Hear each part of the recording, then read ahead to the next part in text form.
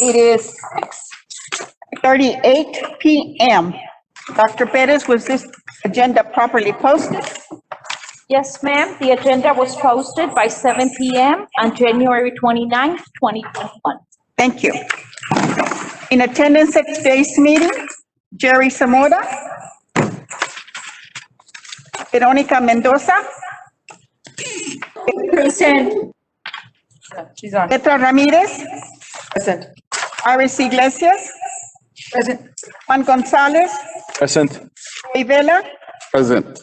and Minnie Rogers, myself. We have 6 in attendance.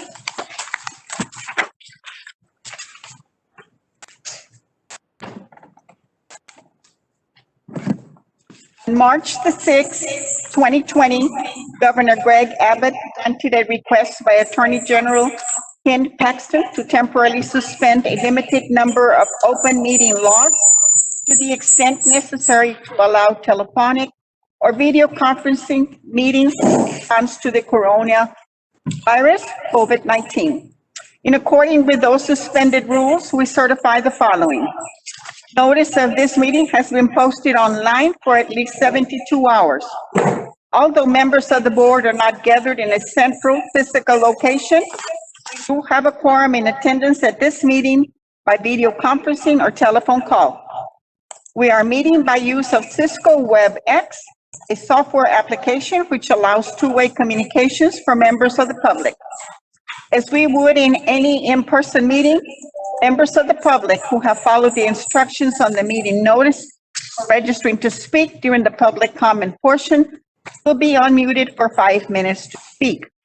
All other meeting procedures will adhere to board-adopted procedures to the extent practical. An audio recording of this meeting is being made and will be available to the public at a later date. Software application allows for up to 1,000 people to view and interact at a time. We apologize in advance for any unforeseeable difficulties and ask for your patience as we navigate unprecedented conditions. If you have any questions about the suspended laws, please call the Office of the Attorney General at 888-672-6787 or by email at ma@oag.texas.gov. Dr. Perez, Yes, ma'am. Superintendent's update.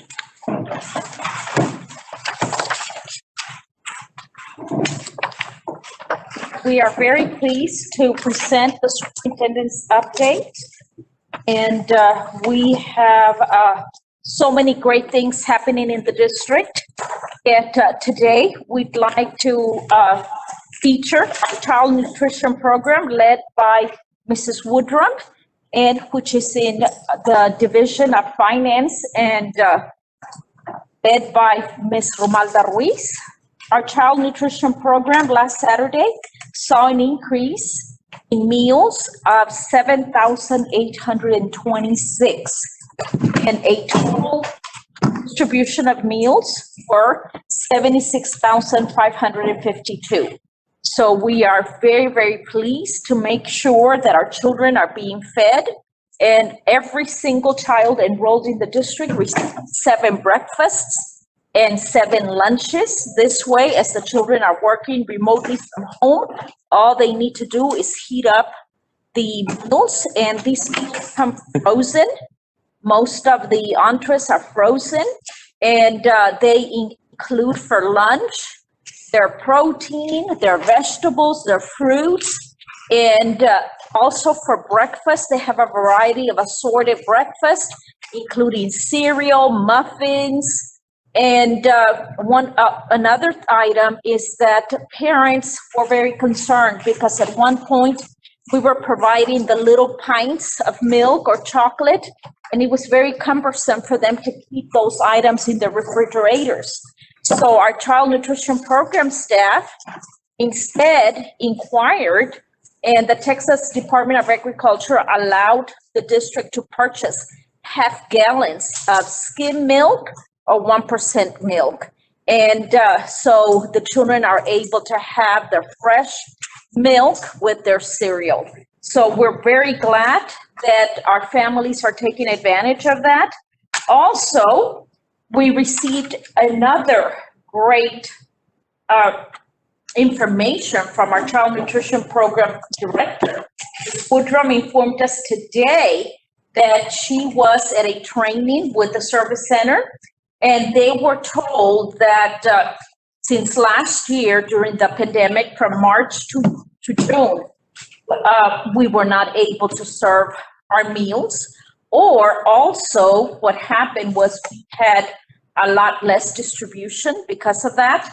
So we will be getting up to 55% reimbursements.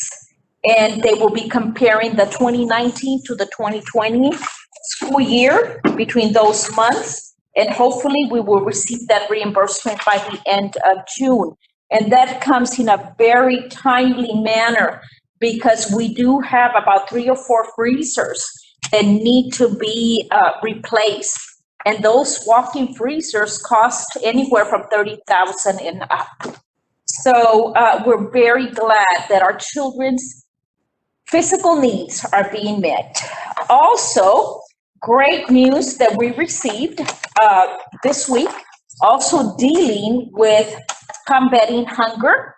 Dr. Elaine Hernandez from the Baylor Hunger Relief Program has been championing hunger relief throughout the world. And as you are aware, last year she assisted us so that 12,000 plus of our students would be able to receive the Meals to You program at their home. And she is a fellow Rotarian. She's the president of the Mission Rotary Club. So she wrote an article for Rotary International. And a Rotarian from San Antonio read about how our students were being fed through the Meals to You program. And he contacted her this week and said, I want to help Mission fight hunger. And I want to donate $10,000 for Mission CISD. And she said, so she got so excited, she started to tell him about how we are initiating a farm to school program, beginning with our citrus groves that we also want to assist and offer innovative courses for our children from pre-K to 12th grade in, developing their own vegetable and fruit gardens and teaching them about the science behind it, and also being able to push those fruits and vegetables into our child nutrition program.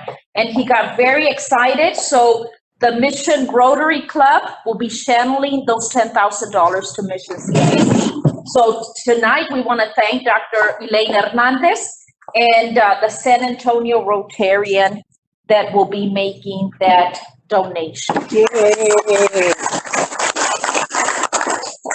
If we build it, they will come. Thank you. Transforming Teaching and Learning Committee. Presentations by Dr. Roberts. Yes. Members of the board, this evening We cannot hear you, Dr. Roberts. Good evening, Madam President, members of the board, members of the audience. This evening, we present an annual presentation on the Untitled program, presented by our coordinator for advanced academics, Adelina Allen.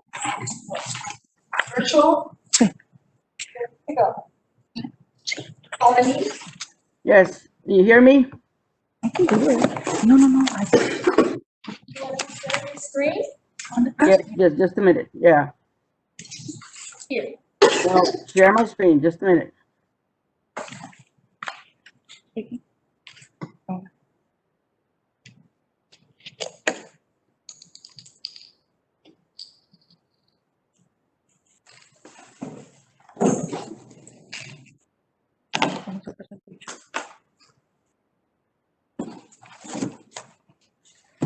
Now, nobody told me how to do it for show the screen, but I can see it now, Noe.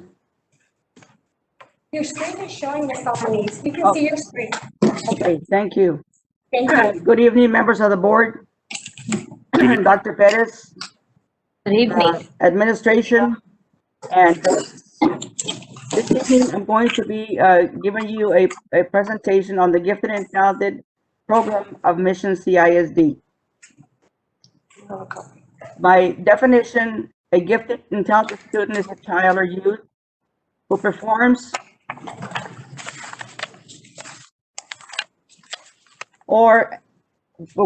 at or shows the potential of performing at a remarkably high level of accomplishment when compared to other students of the same age, experience, and environment.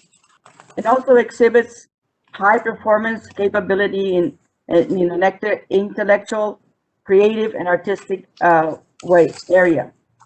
Also is very strong in communication skills and leadership skills, and also excels in a specific academic field.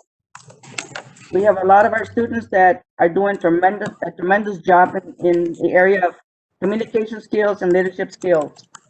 The state goal for this special population, students who participate in services designed for gifted and talented students will demonstrate skills in self-directed learning, thinking, research, and communication, as evident by the development of innovative products and performances that reflect individuality and creativity and are advanced in relation to students of similar age, experience, or environment. High school graduates who have participated in services for gifted and talented students will have produced products and performances of professional quality as part of their program services. We're very fortunate to have had seniors participate in the Destination Imagination, who have advanced the nationals and have placed at nationals. So we are very proud of our students. The demographics of students in the GT program should mirror the demographics of the students as a whole. Services that we provide here at Mission CISD. In the elementary level, we have a 30-minute pull-out program in which we provide an enrichment curriculum to our elementary students for 30 minutes. In middle school, we have the pre-AP program. In high school, we have the pre-AP and also the advanced placement, the dual credit program as well. We provide our teachers with the proper resources to help them execute the curriculums to this special population and give them the necessary resources that they need to do that. The identification and testing, we're going to cover that in the next slide. Now, GT training, every teacher that provides services to our GT students need to go to trainings, a 30-hour fundamental training, foundation training that entails the nature and need of our gifted and talented students, the identification and assessment of GT students, and curriculum and instruction with a lot of different differentiation. Once our teachers have completed the 30-hour training, then annually they need to do a 6-hour update. All of our students are expected to do a Texas Performance Standards project in which they have the opportunity to do research on a topic of their choice and prepare a report and make a presentation, and will probably they most likely will present it in the GT fair. Also, as programs provided for our GT students, we provide opportunities for our students to participate in extracurricular activities, Destination Imagination, Science Bowl, Math Counts, Texas Math and Science Coaches Association. All of these activities will help our students grow in the areas of leadership, communication, performing at the highest level. We've had students in Destination Imagination going all the way to national, not 1 year, but several years. The Science Bowl as well. Math Counts, we've advanced students to the state level. And the TMSCA, we've had state champions, and I think this year we're going to have another state champion. Our GT testing timeline, the the state requires for all of our kinder students to be screened, so we use the Rensuli instrument to do that.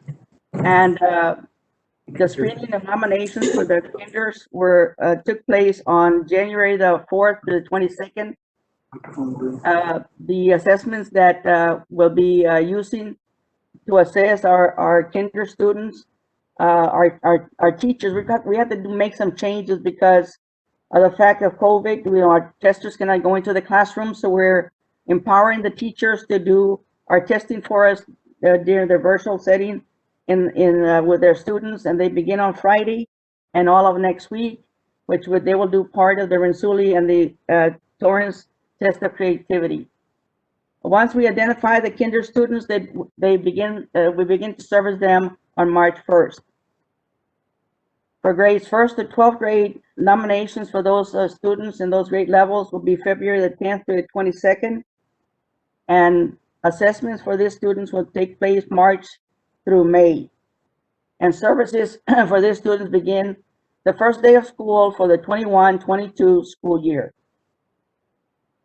Just to give you a little information about the GT program in the state of Texas, in 1977, the Texas legislature passed its first legislation concerning the education of GT students.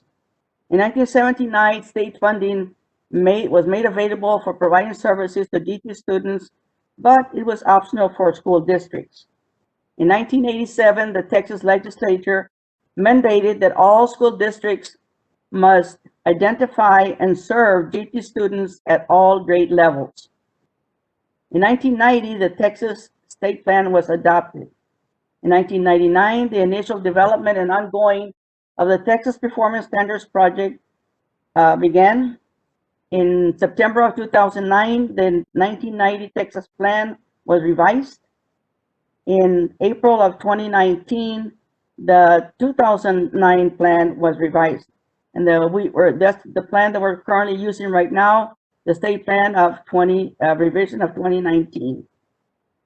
The new state plans really mirrors, for the most part, the former state plan of 2009. The level descriptors change from in compliance to recommended and exemplary to accountability and exemplary. The activities that were changed involve moving activities from the recommended to the compliance column.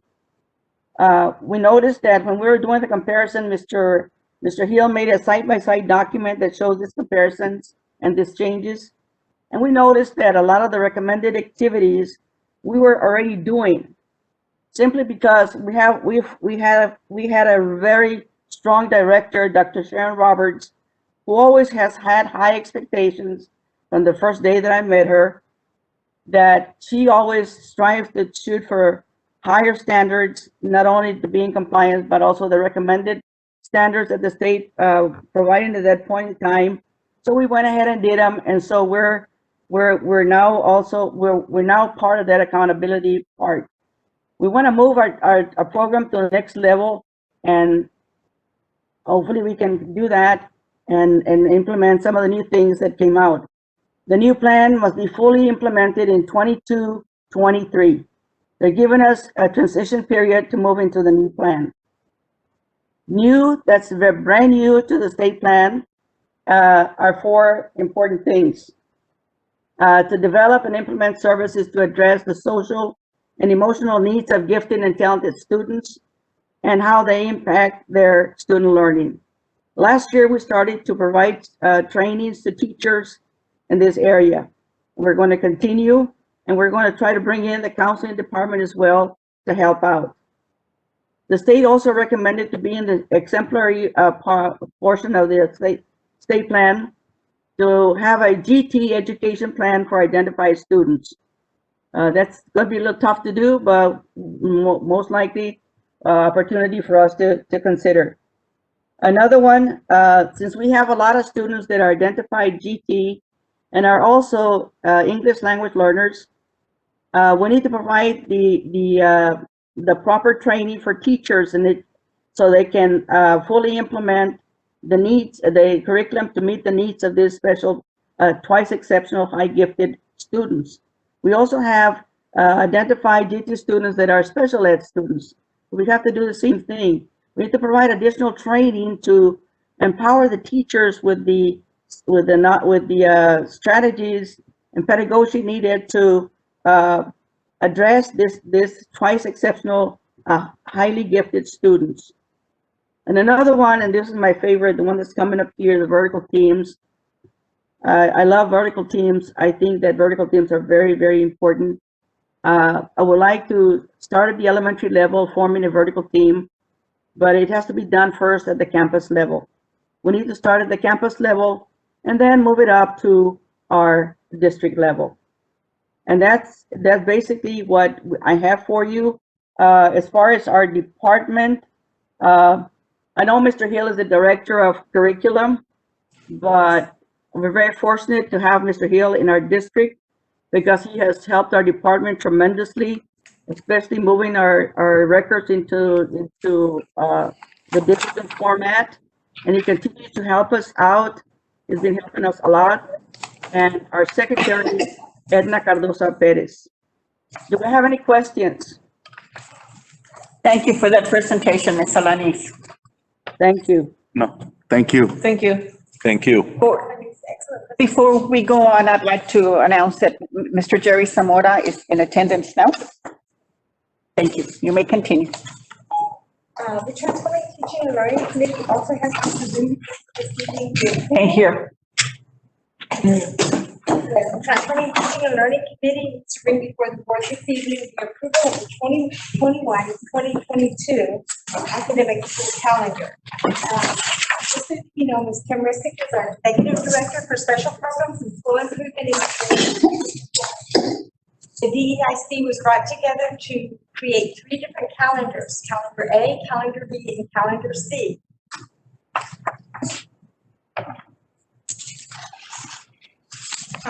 In accordance with the Texas Education Code 25.081, for each school calendar in each school year, the district must show operation of 75,600 minutes of instruction, including intermission and recess.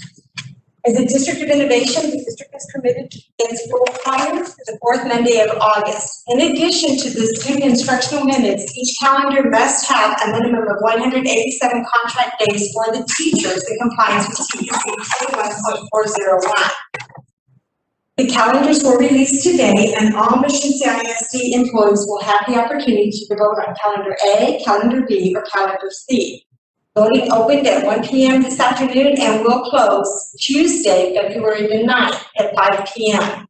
The votes are cast electronically by employees and results are tabulated by department and by campus. Results will be submitted to the Office of Special Programs and School Improvement. Results of the voting will be provided to the Board of Trustees next week on February the 10th, 2021 for consideration and approval. Are there any questions on the process that we use for the academic calendar, or any questions about the academic calendar? thank you for all your work, Dr. Roberts. Thank you. Thank you. That concludes our section of the workshop. Dr. Bennett, want me to continue? Yes, ma'am. Thank you. Dr. Roberts, you're done? Yes. Okay. The next item, Facilities and Environment Committee, and that's going to be led by Mr. Rivera, Assistant Superintendent for Maintenance and Operations. Good evening, President Rogers, members of the board, Perez, Superintendent, members of the audience. The first agenda item we have is a construction project, which is procure engineering services for analysis and remediation for the Tom Landry Stadium project and to grant administration to procure services. This report and presentation will be at the special Board of Trustees meeting that follows the workshop. And Mr. Rick Hinojosa has confirmed that he will be here to present. You have a copy of Mr. Hinojosa's comprehensive report on your table. Thank you. The next item we have is to accept administration's ranking and enter into negotiations in the order of ranking for the central office chiller project.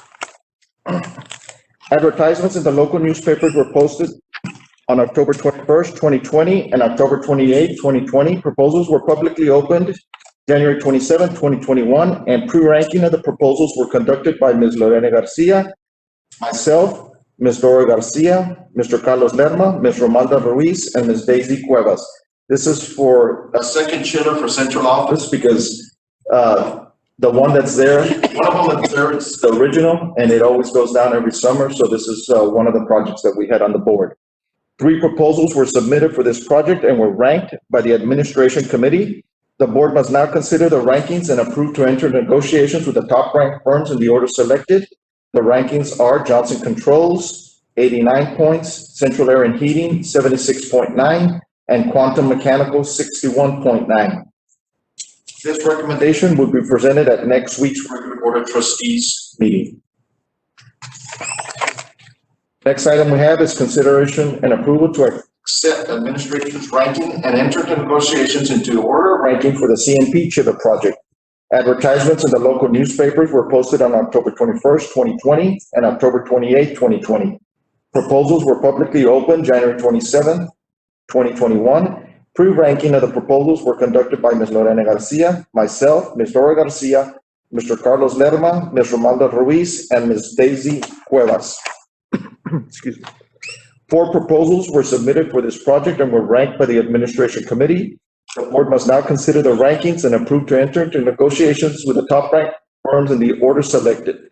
Rankings are Johnson Controls, 89 points, Central Air and Heating, 77.4, Quantum Mechanical, 63.4, and Refco at 40.8.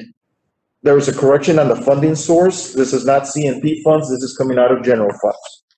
This also will be presented at next week's regular Board of Trustees meeting. What's the cost on the, coming out of general fund?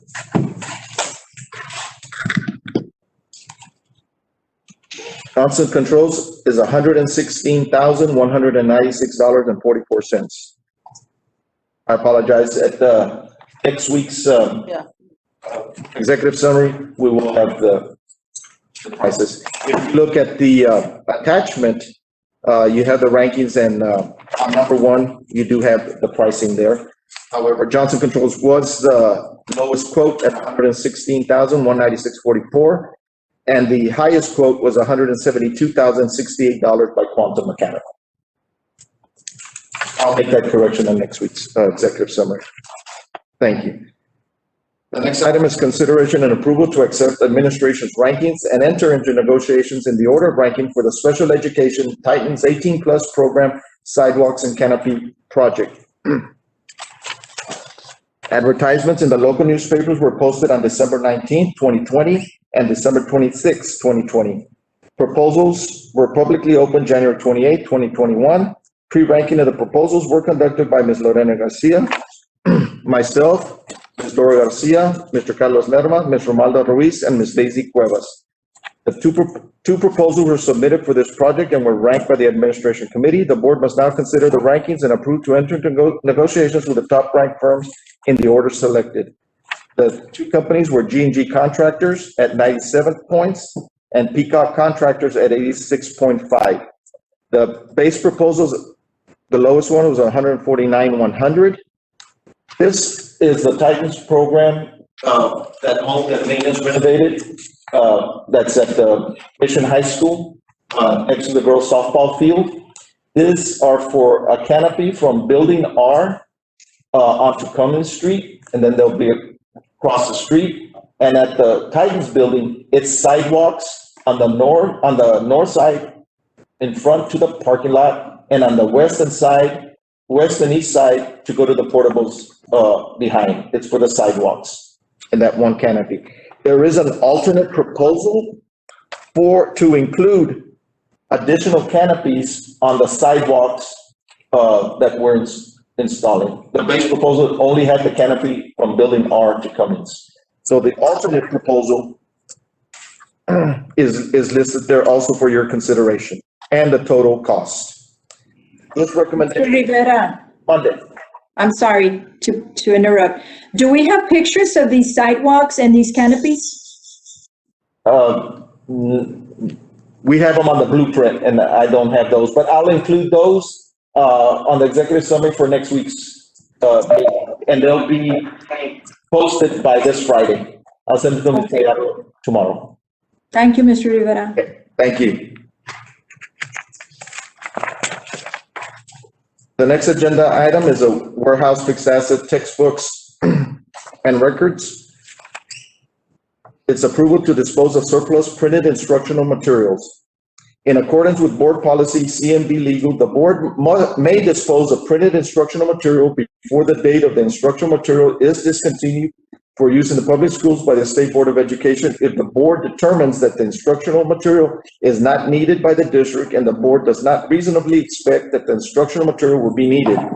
Printed instructional materials have been accumulating over the years. This material is out of date and will not be used with the new consumables provided by the publishers.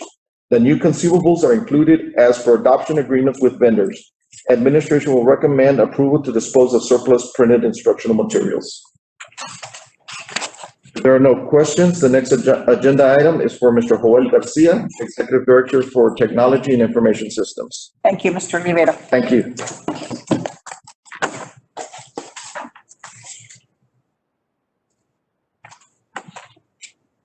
Good evening, Madam President, members of the board, and Dr. Perez. Today I'm presenting a preliminary study of the sound systems at our secondary campuses. A comprehensive presentation with pictures will be provided next week at the school board.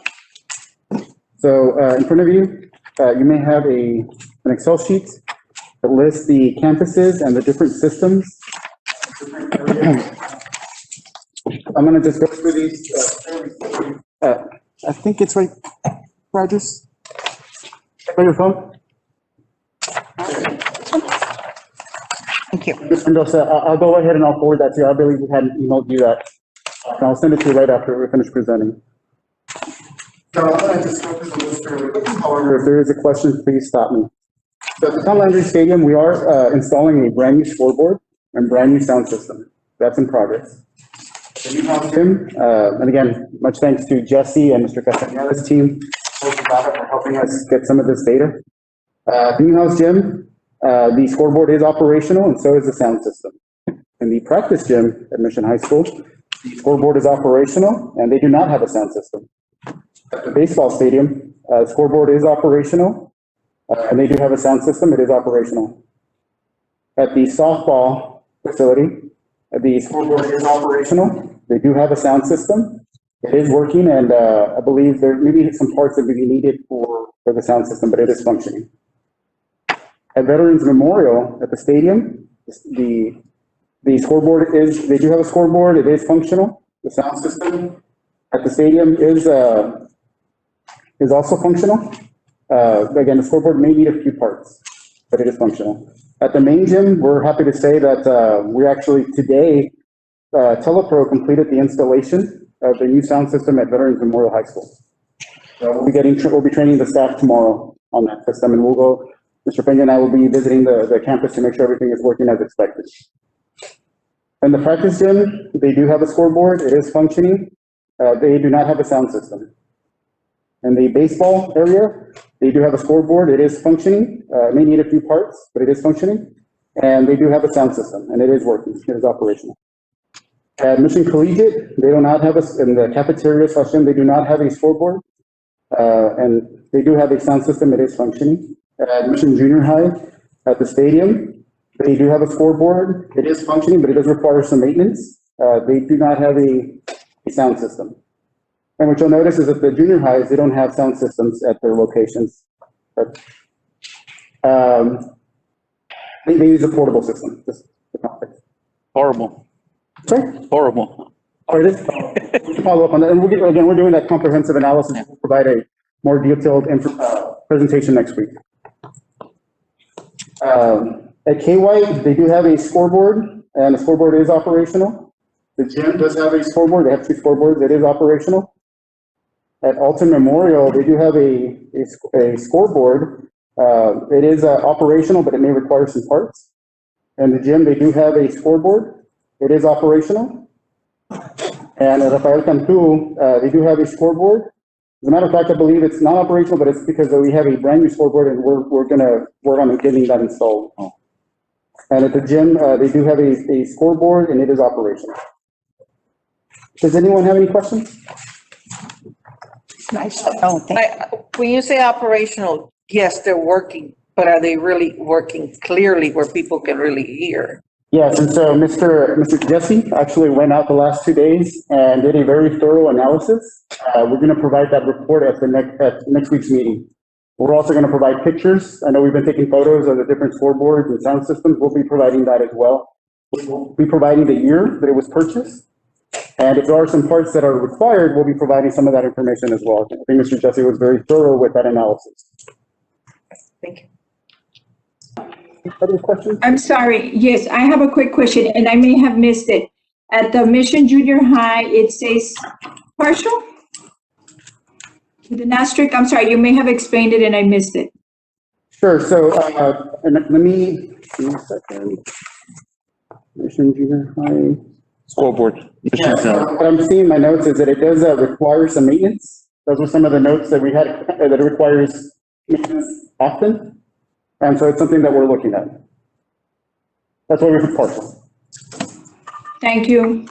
You're welcome. And the reason why I was saying it's horrible is because at Mission Junior High, it sounds kind of like, Yeah, it sounds. Yeah. and so it's really hard to understand, like for graduations and presentations, it's really hard to make out because of echo or something. I don't know what it Yeah, is. it's the acoustics. I know what he's talking about. Noted. We'll go and, I'll personally go out to that location and see if there's something we can do to remediate that issue. I don't know about the other two, but my kids went to the junior high and it always sounded. Yeah. How, Mr. Zamora? Thank you, Mr. Garcia. Thank you for getting involved with that. Thank you. That you said portable. It's like, yeah, no, horrible. But I know what you mean. To continue with support staff. Garcia? Madam President. Yes, ma'am. The board, Dr. Perez. The first item on the support staff agenda is a presentation regarding board policy DK local assignments and schedule. And if you recall, this is a policy that was changed as a result of a study by the Texas Association of School Business Officials. And today I'm just giving you all the history because I know we do have some new board members on board. On April 3rd, 2019, TASBO officials presented a report with recommendations regarding the business, maintenance, malnutrition, and transportation. They have conducted a management review, and in that review, there was a lot of recommendations towards efficiencies, but then there was also some recommendations to the organizational chart, staffing, as well as policy. One of the recommendations was that the district should consider developing, adopting, and implementing local policies regarding nepotism and supervision of relatives. Now, we do have in legal policy, of course, laws and policies as it relates to board members and the superintendent. However, we do not have one for other administrators. So the district did not have one in terms of nepotism and supervision of employees at that level.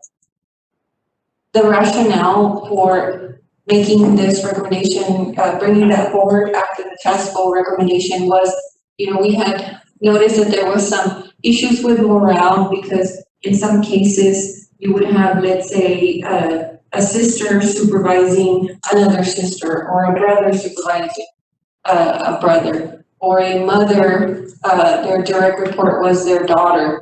So, there's a potential for conflict of interest there. Also, the staff sometimes felt, well, because they're related, maybe they went a little easier on them, or they had more privileges and so forth. So it had been a morale issue for quite some time. So the proposed wording was adding to the policy, the current policy that at the time we had for the assignments and schedules. And as you see in the attachment that Ms. Gallardo had posted in yellow, that is the new language that was added. So what that states is that no employee shall be assigned to a position in which he or she would supervise or otherwise be directly or indirectly responsible for the evaluation of any person related to the employee. And for the purpose of this policy, a relative shall be defined as the employee's spouse, child, parent, sibling, grandchild, parent-in-law, sibling-in-law, aunt, uncle, niece, or nephew.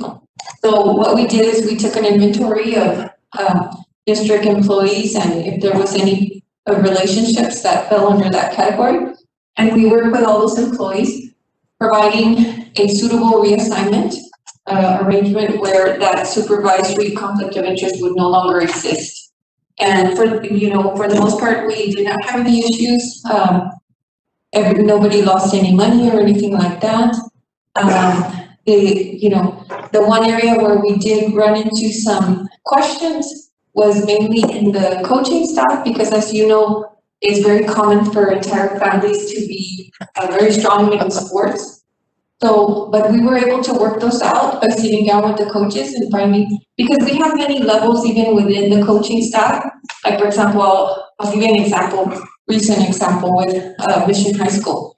We have Coach Longoria and Sam Longoria, his brother. They're both within the Mission High School football coaching staff. However, Coach Longoria being the head coach, he does have an assistant head coach.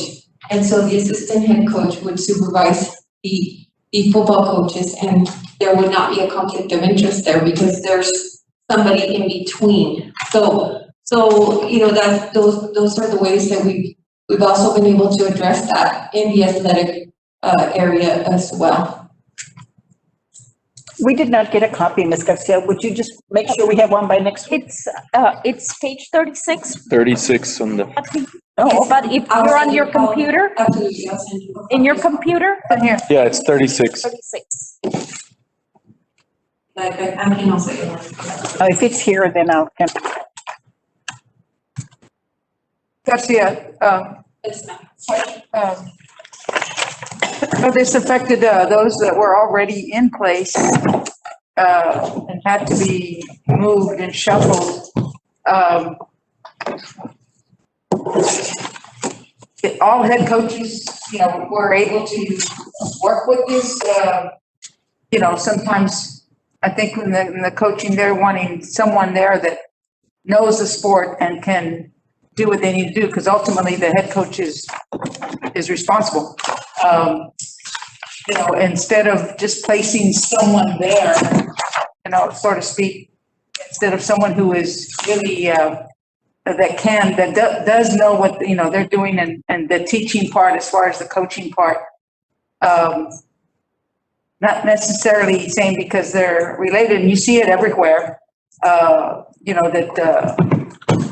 do have, some, I guess what I'm trying to say is that we already had this existing here. I could understand maybe new hires and things like that. But if we had it here, and then I think it was kind of forced on some of them to be changed around, right? As far as grandfathering, and we did not have any issue with any of the existing staff. Now, I believe the situation that you're referring to, that was a new situation.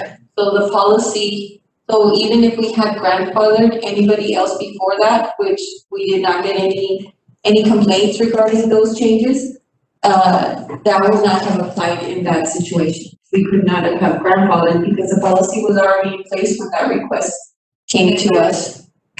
But those we have husband and wife, coaches also, but some, like you mentioned about, some can fall under like an assistant head coach under that. We were able to make those type of arrangements so that the supervision would not be handled by an immediate relative. So, but if there was something already we made some adjustments for some, but not for all. Yeah, the adjustments that were done were in other departments. There wasn't any existing in the coaching arena. The adjustments that were done were in other divisions, such as a director and a secretary, or a supervisor and an employee. It was in other divisions. There weren't any in the instructional or in the coaching. So how many are we talking about, Ms. Garcia?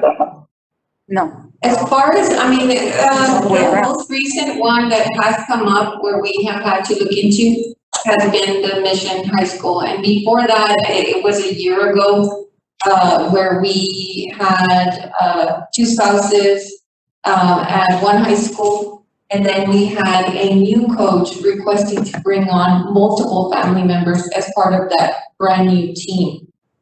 And that one, was denied because, well, of course, the policy was already in place. And we also had existing coaching staff. The person was coming in due to that responsibility. So, you know, they were able to work with the staff that was already at the campus and not necessarily have to hire the relatives, because in that case, the relationship would have been direct. There was no middle layer where in this position you could have had another supervisor supervise the family.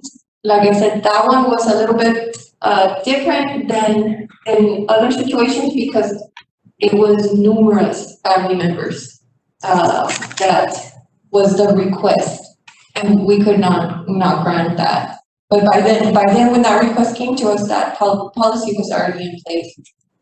And the biggest difference was that there was already a qualified staff there. But when the head coach has that, has the power, or so to speak, to request, you know, who they want there, they're looking at the knowledge of, what they know of that sport and how the coaches can, because ultimately, like I mentioned, the coach is held responsible. So if others were in there and the head coach not successful, so to speak, then they are ultimately responsible and they will be, you know, Yes, and those, subject to, you know, whatever happens. and those, true, and those were the conversations that we had with the responsible coordinator at that specific campus as to, you know, how effective has the team been and so forth. And the situation was where it was able to continue because there was qualified staff. So we have those conversations, and we've never been at a point where we're at a bind and it's got to be a relative. So there has always been a lot of talent there. So we haven't been in that situation at all. But the adjustments were made for some coaches and some that were under different. Okay, no, before, no, we didn't have such a situation. No one was supervising their own relatives. It was the couple from the other high school. Oh, okay. But That- that was not an issue. It was not an issue at all. No, it was not an issue at all. So as far as coaches, that it was just that one couple? Yes, that was it. And it wasn't an issue. Right, because the other married spouses, like, you had a head coach who had a wife that was teaching a sport. However, there was other layers in between of authority between the husband and wife. So, I mean, yes, if we think about it, does this, you know, comply with the policy? And when we reviewed, for example, that particular situation, like, yeah, it does, because the head coach is several steps removed from the wife, supervision. So it was never an issue. In other words, the husband was not supervising the wife. Correct. Okay, yeah. However, those questions came up. Well, wait a minute, my wife is one of the coaches. They themselves, you know, they themselves. They self-reported and they wanted Yeah. to make sure they were okay. And they were, okay. Yes. But it was found that they could be put under another. Well, they were already, they were not responsible. They were not directly overseeing in that one example that I just gave you, they were not directly overseeing the wife. So there was no need to make any changes. It was just, you know, they were asking, does the policy apply in this situation? And we reviewed it and they were fine. And they have been fine, like I said, as far as to my knowledge, other than that one request that was denied, and, that was the only experience that we had where we could not, come to the table, so to speak, where to give the employee exactly what they wanted and comply with the board policy. That was the only one example that I can think of. However, the policy, like I said, was already in place. Even if we had grandfathered, and in speaking to the supervisor at that campus, which would be the athletic coordinator for that campus, we felt very comfortable in the availability of staff that the team would continue with success. As a matter of fact, the specific team was extremely successful prior to that new coach taking over. Yeah, I've heard of this being brought up in other school districts, and it's brought up because of conflicts of interest. Exactly. And I've heard of that. I just spoke to Conrado just not too long ago in McAllen. And I know that that's something that most school districts are considering. You see it like in the smaller towns where there's very few population, so your choices are slim in terms of, well, there's districts that don't have a nepotism policy. And it's usually if you have a town of 35,000 people or less, that's when the exception to the legal rule or the legal policy. So if you had a head coach that, say, son was coming up and wanted to be hired to help coach, they would not be able to hire that son, knowing he's very knowledgeable in what he does. We would lose him to another district? Not necessarily, because we could recruit him for the other high school. They could work for one of our other campuses. Campuses.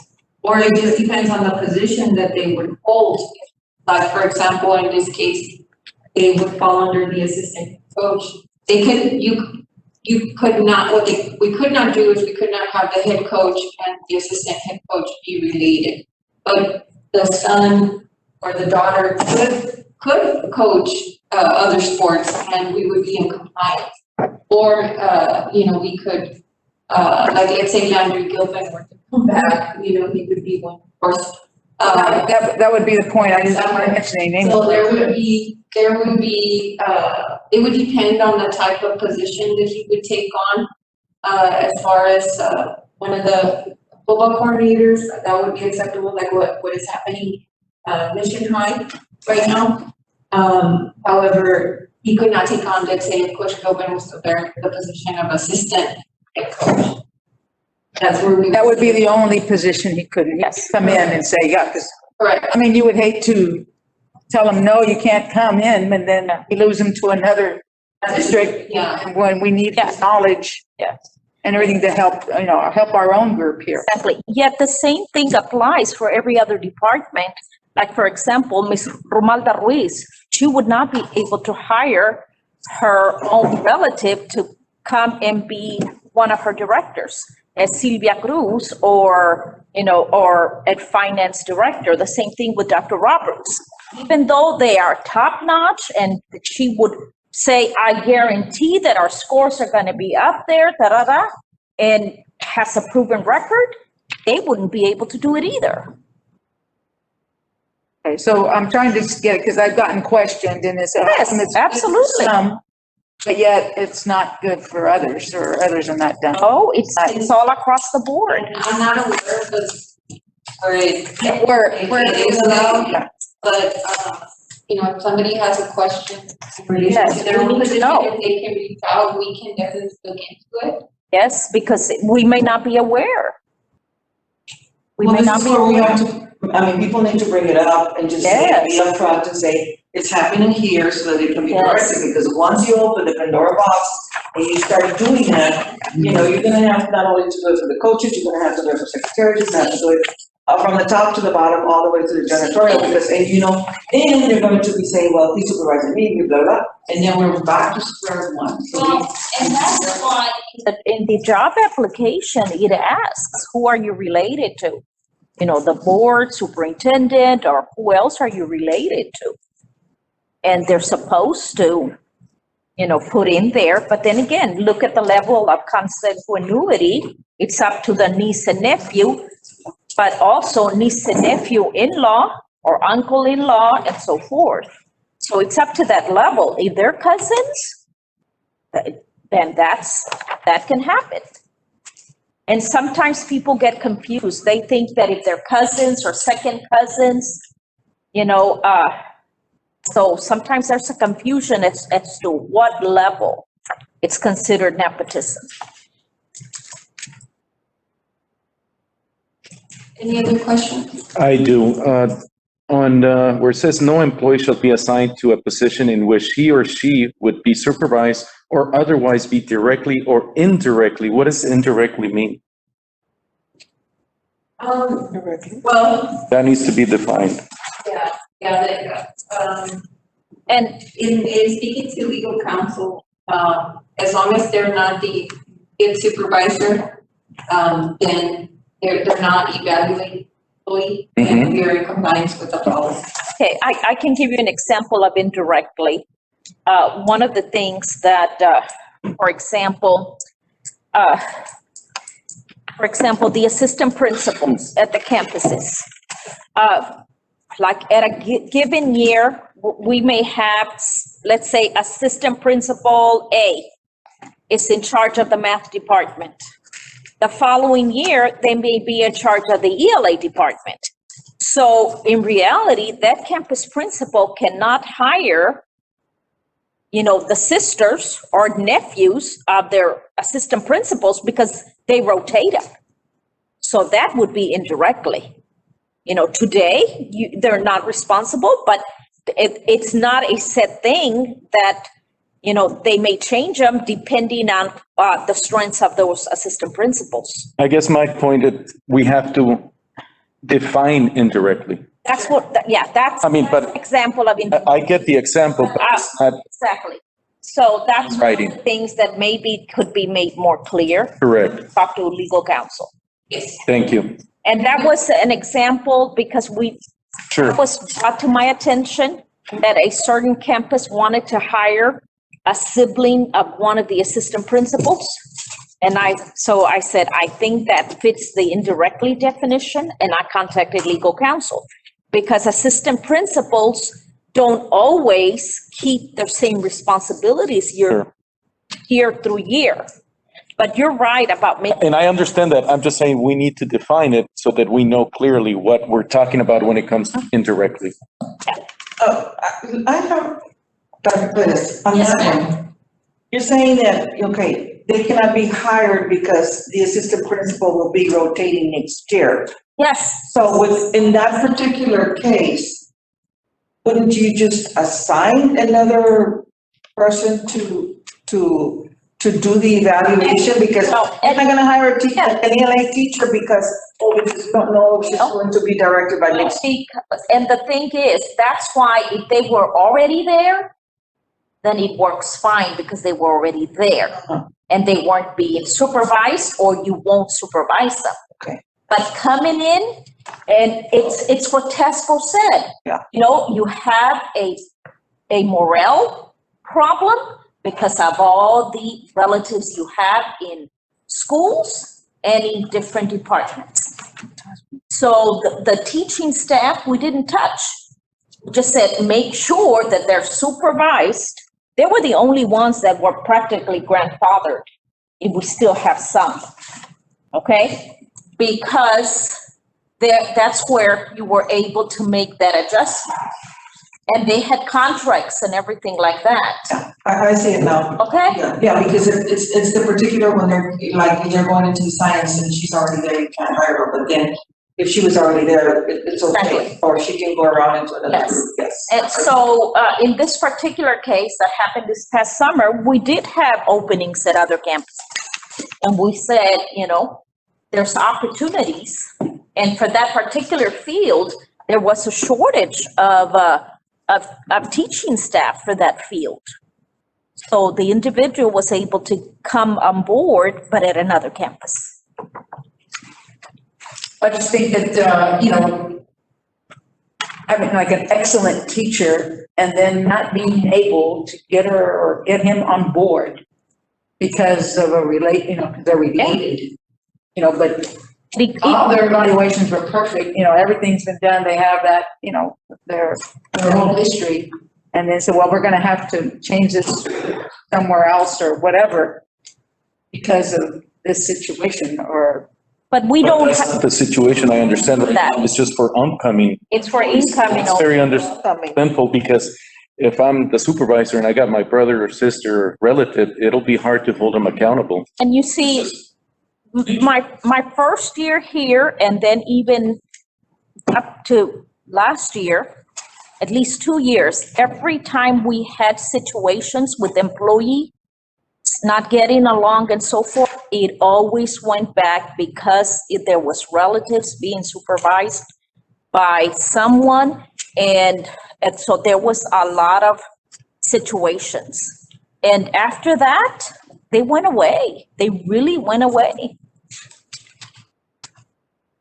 Any other questions?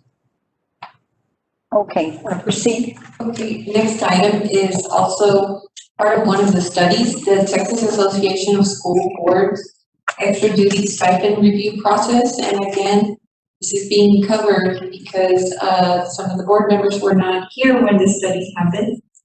And in terms of the stipend review, the district hired Texas Association of School Boards, and they've been doing these HR studies for over 30 years. Not only do they review stipends, but they also review our compensation plan, and they did a staffing review. And based on that, they provided recommendations to the board, and then the board reviewed those and decided to implement the recommendations.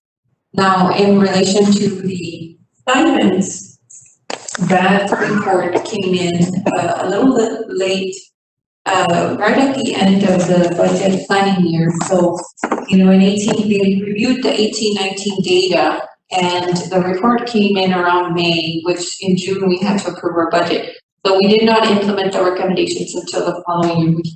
We implemented it, affected the new stipends coming in last year. So TASB first, what they did as part of their study is they reviewed our data first by collecting all of our information. They conducted site visits and did interviews.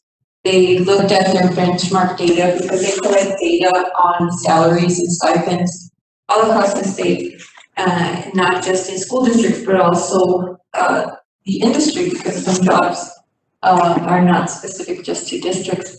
They reviewed the information and presented their findings. They collected stipend counts, amounts, number of extra duty days, as well as information on how districts pay for the extracurricular duties. They identified the market trends. They looked at our neighboring districts and how their stipends were structured, and they compared them to ours. And one of the recommendations that they submitted to us was that the days, some stipends came with additional days, and where it creates some disparity in that, you could have two coaches that are performing the same exact duty, however, they're not actually getting paid the same for that duty because the days are paid at their daily rate. And depending on their years of experience, their daily rate is going to vary. So the recommendation is that you want to take those days and incorporate them into the stipend, the value of that. But of course, they also took into consideration what the market has to say about that particular activity, whether it be fine arts, athletics, UIL, so forth. What are the neighbors that we're competing with for staff? How are they structured as well? And then they also looked at our current staff, how much are they getting? So they took that information and came up with a recommended amount for each particular category. And so we went through it not only with staff internally, administratively, we met with the different representatives of each group. Like for example, in athletics, we met with our two head coaches, athletic coordinators, as well as Coach Ibarra, Fine Arts with Mr. Garcia and so forth, Dr. Roberts, to look at the UIL curriculum type stipends and so forth. And then we also reviewed that with the board, and they became part of our compensation plan. So we have now begun, as of course in January, we start our budget process for this coming year. We have begun working with TASB. As a matter of fact, Dr. Pettis and I had a meeting with the representative this week. It had previously been scheduled to provide information. They've already sent their first data request, and we will be sending them all of our stipend information, salary information, organizational charts, and things of that nature, so that they can once again provide a review. Now, this actual stipend study that was performed was a very comprehensive study. Now, they don't recommend that you do that every single year. Every year you just kind of maintain it. And then every 5 to 7 years you do the full study again, because things change substantially between those periods. So right now we're on the maintenance, and we will review their new recommendations and bring them to the board. But even before you bring them to the board, we review them with the campus coordinators. Yes, the department directors that oversee that particular activity. They provide input and feedback as well. Ms. Garcia, how difficult would it be for you to get a copy of what we did and we approved for the new members? What we approved is actually posted on our website. It's the compensation plan, and that is posted on our employment website under salary schedules. And I can also send you a copy of that, and that whole book is what was approved by the board. Well, I think it's important for the new members to understand everything that has happened. And yes, ma'am. I will provide a printed copy next week. I did review that. I guess I have several questions. One, when you mentioned about meeting with the coordinators, why aren't the girls coordinators involved in that also with that meeting? They have just as much responsibility, and so, they should have input into that too. I know you met with the boys coordinator or the coordinator for each campus, but the girls athletic coordinator should be included in that. You can get their input into it too. And reading and looking at all the different stipends, you had the volleyball coaches making $10,000 as their stipend. And then it went down, basketball 95, baseball 9,000, track 9,000. So you had a different of each one, and that's what I'm understanding is the recommendation by TASB, and I'm thinking to the head, whether the athletic director or whoever is saying, hey, all of my coaches are important. We should be equal across the board, and also all their assistants, and everybody be level, because it just caused a lot of talk. It caused a lot of animosity, and it caused that the volleyball coach from veterans is related to the athletic director, and she's doing it because they're sisters. And, and you just don't want to have any of that, and so, but all head coaches, and I'm just talking about the coaching part. That's what I looked at, should be treated that way, well, my sport isn't not treated as important as the other sport. Go ahead. Yes, and those are the questions that we ask TASB every year as to, why is there differences and so forth. So can you elaborate as to why TASB does that? Well, and just a point of clarification, in terms of our existing employees, they were not negatively impacted by any of this. So whatever they were making in 18-19 as a stipend, because in some cases they had 15 days, 20 days, whatever that case may be, that was honored. And as a matter of fact, our current head coaches in some cases are making more than what the stipend advertises. So that 9,000, 10,000, 9,500, that is for new people coming in. So there wouldn't have been a gain, for anybody to advocate for a relative or anything of that nature, because we were honoring what they were already making. So our employees wouldn't lose any money or, change what they were already receiving. The district is continuing to pay their 18-19 amount currently and moving forward until they decide that they no longer want to coach a sport. So when there's a vacancy, that's when these new stipend amounts come in. Now, the difference in terms of the head coaches was, so what TASC looked at, they looked at, like I said, our neighboring districts. In that group, they considered Donna, Edinburgh, Harlingen, La Jolla, McAllen, PSJ, Sharyland, and Westville. That's what they considered our peer group. And then they took all of those stipends that those districts were paying, plus the days. They determined what a value was for a day and totaled that up and came up with an average market rate for that sport. Now, what came back was there is differences between some of these sports. You have some sports that had a higher average and market rate because, one, they were year-round sports. For example, your tennis, swimming, golf, those are played, their season is a lot longer. Another one that was recommended by TASB at 10,000 was volleyball, because again, in addition to that, that's one that starts in August and they have a longer sport, a longer season. And then you have basketball was at 9,500. As far as the market rate, volleyball was the one, other than the year-round sports, the one with the higher, so that's why they did the tiers. It was based on the market.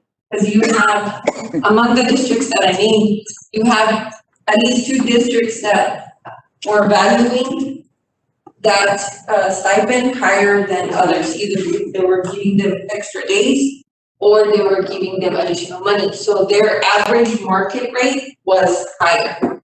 Then they took into consideration what the district is currently paying our current coaches at that time.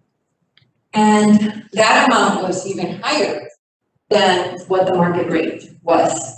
So their 10,000 was within $300 to $400 of what the market rate was and what we were already paying. So that's how that came about. And basketball, the same scenario, based on, because a couple of school districts were considering their basketball stipend higher than some of the other sports because of the season going into the holidays. They have to work that, and Well, all seasons fall into holidays, not just basketball. You have softball and baseball that get into spring break, that kind of stuff, Easter, everybody falls into something. But I guess my point is why, not everybody knows about the marketplace and so on. Shouldn't we have, the authority, or shouldn't just say, hey, this is across the board. We value each head coach the way it is.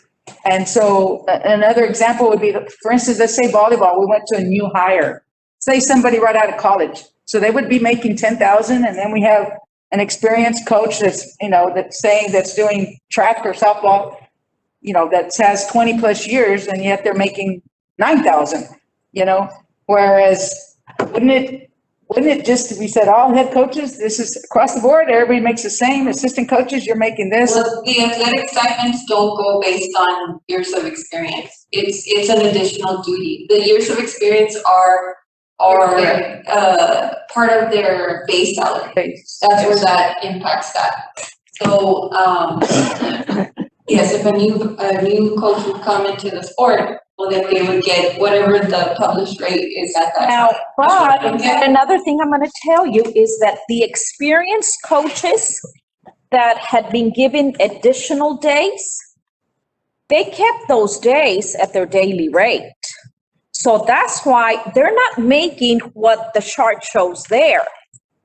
Okay, the chart may show they're making 9,000, but because they had so many days, they're making more because we kept their daily rate. It added the days and the stipend together. So what you see there is for the new people coming in. Ms. Garcia, I think I understand what Coach wants. Is there any way that we can just look at it again for next year? We are. We're actually, like I said, we met with the consultant this week to provide them data for this coming budget year. So yes, we will be reviewing stipends, all the salary scales, coming up with a strategy on raises. Of course, keep where we're at with and then that's like attrition, like we're doing with everything else, as they come out, we level them out. Yes, the people that are already there, they're continue to getting their days at their daily rate. We're not going to lower them. So that's why a person with more years of experience, we're honoring the previous system we had. But they're not making for some paper. Maybe like what you're saying, maybe we can just evaluate for the next budget year. And we probably need to show you all what they're really making. I want to. I mean, We already just, that's a personal thing, but when all this is public record, you can go and you see, okay. And we don't have to coach names. We don't have to give you names, but so that you can see that those with previous years of experience, what they're actually making, because it's not what the new system says. And that's for the new people. But we've had these conversations with her about, she's also saying that for this new year, market values have changed also again. So we'll be able to see that. And Ms. Garcia. Yes. Ms. Garcia, Yes. I can also agree with Ms. Iglesias when she says that we need to include our female coordinators. Let's not just have meetings with the male coordinators so that these female coordinators know that what they have to say or their input is just as important as it is for the male coordinator. So I can agree with Ms. Iglesias on that point. Okay. I have a point to make. I have a point to make. All of this, board members and all of us, the old ones that have been here, all of this, when all of this thing on the stipends came up, I think that the same questions were asked and we were just, and this, the explanation was given, like, she gave it to us. And I can see that, and we were told, if you all remember, when the budget comes up again, we're going to be reviewing all of these things again. These things do not stay. That's what Ms. Garcia told us. When we brought up, because the concerns of the different coaches getting the different stipends. So this conversation, we've already had, and I'm glad that Ms. Iglesias is bringing it up because, it's going to be a different one now because our budget is coming up and we're going to be looking at all these things. And yes, and we also, I remember vividly, because I was one of them, that I felt too, and Betty too, that we felt that everybody should be included in all the meetings when we are making the budget, everybody that's involved, especially with the stipends. So, I think that this year, when, like Lorena said, she's looking at everything and things will be probably changing, in the best interest of what the district demands, or, not the district, but what the plan is from the state and from everybody that's being contacted for these stipends. But I just wanted to say that for the record, that all of these things that we touched right now have been brought up before from the old people that were here, now the new ones are bringing it up.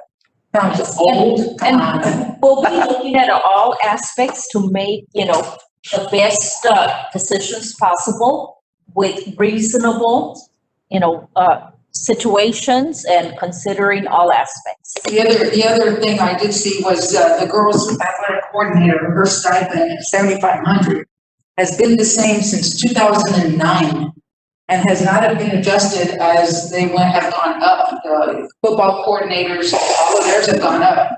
The girls' athletic coordinator has not moved since 2009. I had that position in 2009, and that stipend is still the same. And I think it does not, to me, it doesn't show their value of what they are doing. They are involved just as much as the other coordinator, and supervising and being at activities, they're in charge of the girls' programs, then give them that responsibility. But they are working all the time, and I think that all that needs to be adjusted. And 2009 is a long time ago, and it hasn't moved since then. And that needs to be adjusted. We'll certainly look into it, definitely. And the other point I want to make is, remember, Mission High School is a 6A school. Veterans is a 5A school. Now, do the 5A stipends, are they in line with other 5A schools? Are the 6A stipends in line? I know we do, because we go to be the same. But when you think about it, Mission High has more students. They should be able to have more extra coaches or even extra teachers because of the numbers that are involved. And if that's the same all the way around, I know you said you had compared to other schools, and I don't know about the other districts, but 5A and 6A, that's a different, whole situation there. Is that being considered at all, or we just, as a district, we're staying the same? Well, that is being considered. Also, when you think of your teams, we have as many students participating at the various campuses. We do. We have a lot of participation even from the smaller campus. But that's another point that we'll make sure that we look at. Thank you.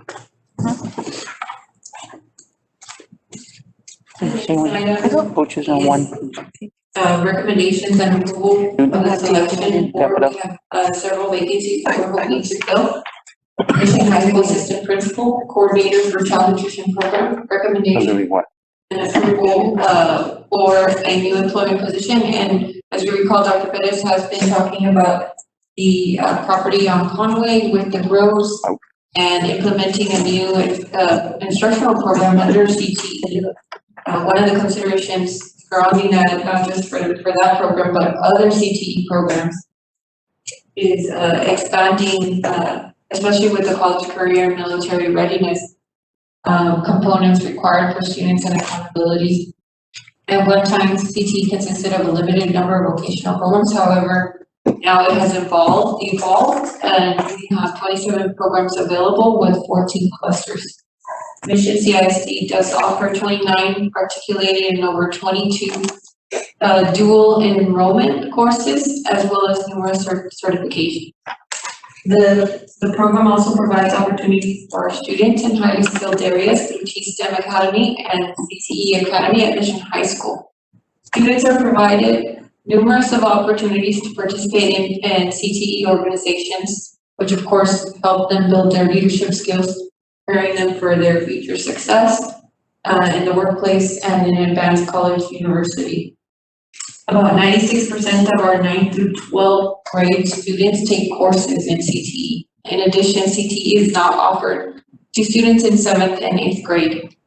Due to the continually expanding opportunities, the department is in need of a field administrator who can work with the CTE director to provide field and administrative support in the career and technical education programs of the district. Now, the proposal is for a grant funded position under Fund 244, Federal Carl D. Perkins Career and Technical Education Grant. And in terms of the placement of the position of field administrator would fall under pay grade 6 and for a 226 workday calendar.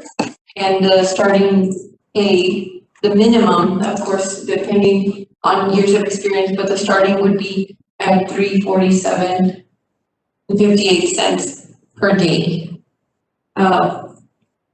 We will be bringing this recommendation with your permission at the next board meeting, I did attach a proposed job description, a draft job description for this position.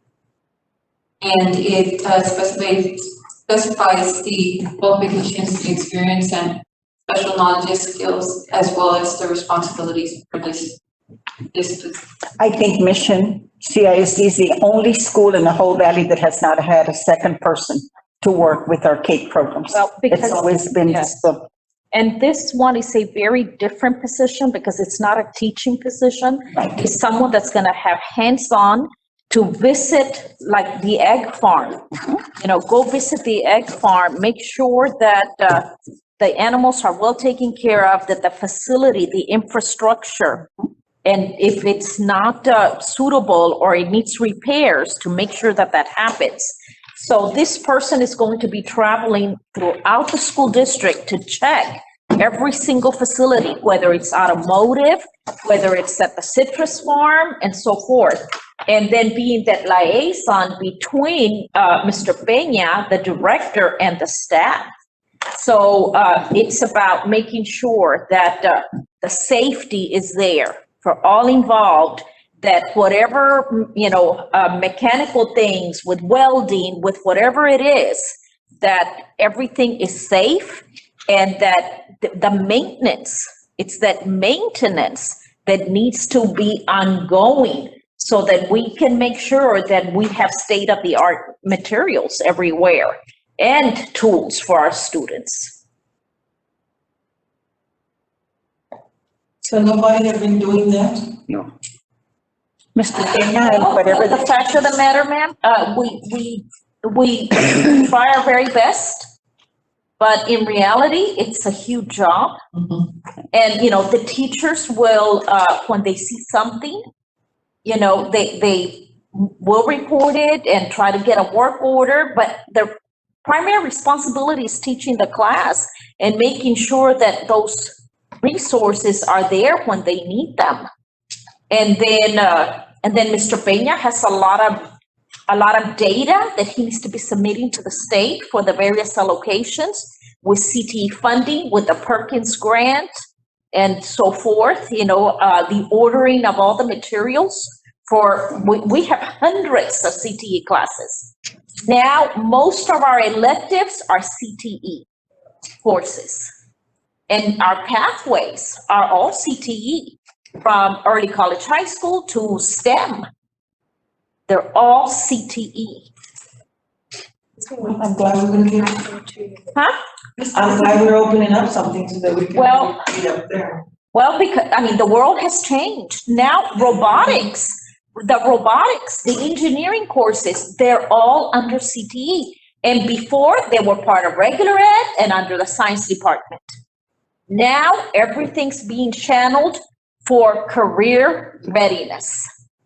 And our children do earn a lot of certifications, and this position, what we're really excited about, is to set your opinion on this, is that this is gonna bridge the classroom experience to the real world hands-on experience. And this person will help us with that aspect of helping us, because we have so many programs, like with the automotive, with engineering, with building. The hospitals and Construction. everything, yeah. Now with the ag farm, with the new farm to school program that we're.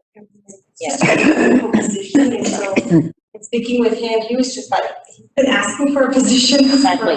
For quite a number of years, you know, because this programs have grown, and then this, a few years ago, the state started funding CTE all the way down to 7th grade. So it's a program that generates funding, Exactly. itself pays for itself pretty much. And that's what we asked him, you know, what if the federal Perkins grant were to go away? Because it's funded a federal.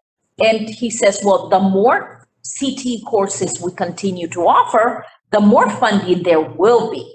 And there will be a need for this position. So with the Farm to School program, we're already teaching an innovative course at each high school, okay? And then for next year, we're going to be teaching a 7th grade class also with horticulture. And so that's a huge opportunity for us with having purchased, the citrus grove and so forth, it has really been a springboard to launch a new career pathway in agriculture. I totally agree with you. The only thing is like, I have to harp again. Uh-huh. We don't, our district, to me, and I don't know how the others feel, but there's not enough branding, it's not enough out there, we have so much to offer in Mission CISD, but I don't see it out there. I think we Started need it. out of it. Yes. We really need a lot of branding out there. We really need to show everybody what we have.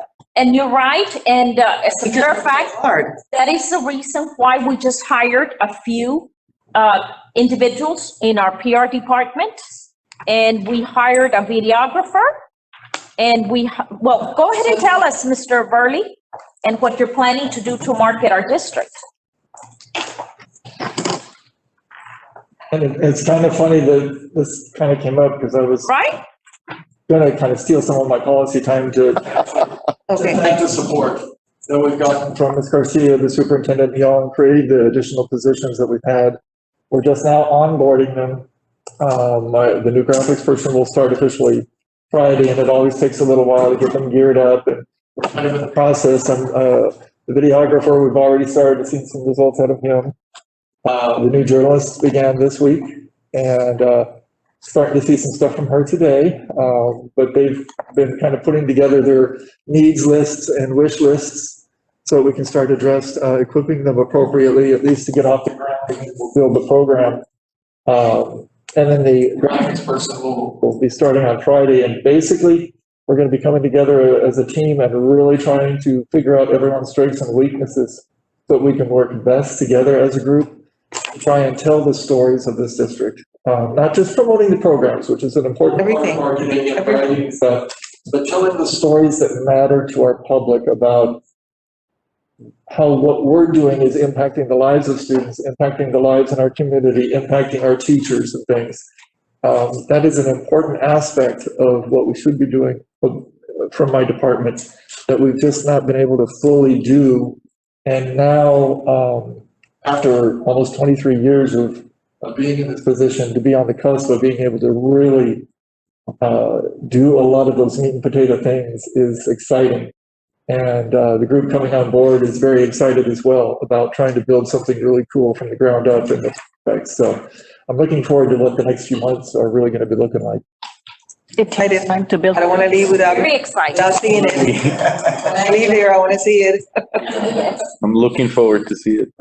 Thank you. Thank you. Who would sing the Dr. Perez. I'm sorry. she's Sorry? now seeing the list of the experience and the knowledge and the skills, who would be attracted to this? Someone that's in the field. Who would, you know what I'm saying? Who would? Well, there's a lot of related fields. In the research that Dr. Roberts and Ms. Garcia did, and Mr. Peña, it's people with the industry-based experience. It's engineering, construction, and agriculture. They wouldn't have to have a teaching. No, because it's not to teach. Yeah. Take care of the infrastructure. Yes. I have Dr. one question on regards to the funding. You said it comes to the grant. Are the grants awarded yearly or is it for a term? This is a federal grant that is awarded yearly. This particular grant has been around for many years. However, as Mr. Peña said, that as we continue to expand our CTE program, the state pays us for those courses. And so he says that, it doesn't matter how it's going to be funded. It'll start as a grant because he has the funding.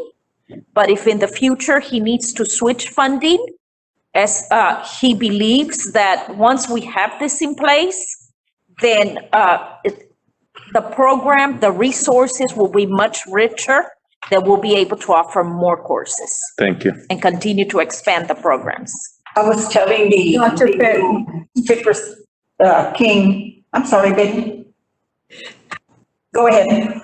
Nunca me dejaron hablar. I'm sorry. Because we could, it's difficult to be looking at the monitor. Sorry. Go ahead, ma'am. Go ahead, ma'am. Can I talk? Yes. Okay. No, it was just, Before she starts. I'm not gonna listen to Mr. Zamora, but okay. It was just a quick question for you, Dr. Perez. Okay. This position, was it internal? Or, At this It point, hasn't been posted, ma'am. no. okay, so when it is posted, will we do it just internal or we're going out for? Okay, for this particular one, okay, once the board approves next week, once it's approved, more than likely it will be external as well because of the experience that it requires. Yeah. Okay? Okay. So right now, we're doing everything internal because it's the middle of the year. And also in some areas, if we have excess staff, it helps us to continue, with the work that we need to do through attrition. But in positions such as this that require industry-based experience and so forth, it would probably be done, external. And then anyone else from the district that does have the qualifications can still apply. Okay. Thank you, Madam President. Go right ahead. We may continue, please. Thank you. The next agenda item is the approval of the new contract forms for one-year term contract, multiple assignment, one-year contract, multi-year term contract, probation contract, and employment agreement. So legal counsel has provided a recommendation every so often, especially in a legislative year. That's when you see more changes. But this year, the recommendation came from Mr. Hansen's office to all of their clients. As a result of things that they learned with this pandemic, it has made things a bit unusual. There's some very minor changes that they are proposing. And basically, the biggest change that they're asking is that the paragraph on the length of contract. Previously, it used to state the contract was for the term of the contract was for a number of calendar months within the stated school year. And it was left blank for districts to fill in either a 10, 10 and a half, 11, or 12 months. Teachers were typically on a 10-month contract, but this approach became problematic for districts that had to extend their instructional calendar year in response to COVID-19 pandemic. So now there's a blank that you fill in. In addition to that, the other change they did add, there has always been a paragraph in there about recouping costs. The district is able to recoup costs, let's say for an employee that uses equipment. They just added an additional sentence that strengthened it. Says employee further agrees that employee will otherwise repay any amount owed that exceed the amount that can be deducted from the employee's salary payments. So this is like, let's say that they owe money beyond what the district can deduct because they've already been paid, that they just agreed to pay that back. They end up leaving owing money. The other thing is the notice requirement, and that's very typical because we would hand deliver the contracts. And since teachers are currently not on campus, they've added the option to send it either certified or express delivery for those that are off campus. So they're just changes that have to do with the pandemic. And next week, we will provide the contract forms with a binder with the highlighted changes, as well as the next item, which is the list of contracts and employment agreements for campus principals and central office administrators, because it's this time of year again where we once again look at the renewals on those contracts. So we will provide you with those binders. Ms. Garcia, would you briefly tell the new board members, explain like why we get this, and we look at the principals turn it in first, and that they turn us a list of every school and all of that? Yes. So they'll understand. And, in terms of the renewals for the contracts for the teachers and staff, Yeah, well, just basically what we're gonna get next week. yes, next week we will be providing you with a binder that will have the contract templates as they are recommended by legal counsel. And they will highlight, the changes that I just discussed. And then we will also have a list of, the campus principals, as well as central office administrators and the head coaches, that we are proposing, offering them a renewal of their contract for this coming year. We first start in February with this administrative staff, and then, we continue on to the assistant principals teaching. All other contract staff will be coming in subsequent board meetings. And this year,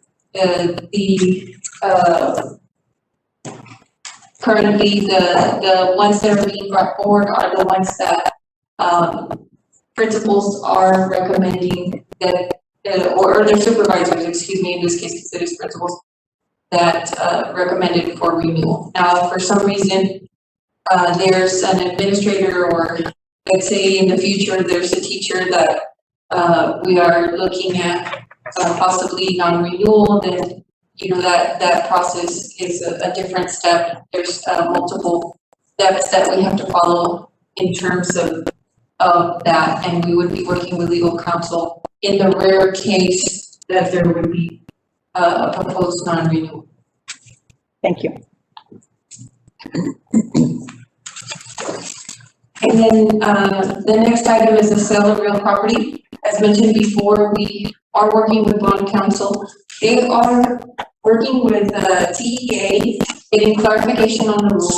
We feel pretty confident that the rules do apply to us. However, we do not have a confirmation from them as of yet, where they, the property, there's two properties that we are proposing to put up for sale. One is behind or north of Ralph Cantu, and the 54 acres on 4 Mile Line in Stewart.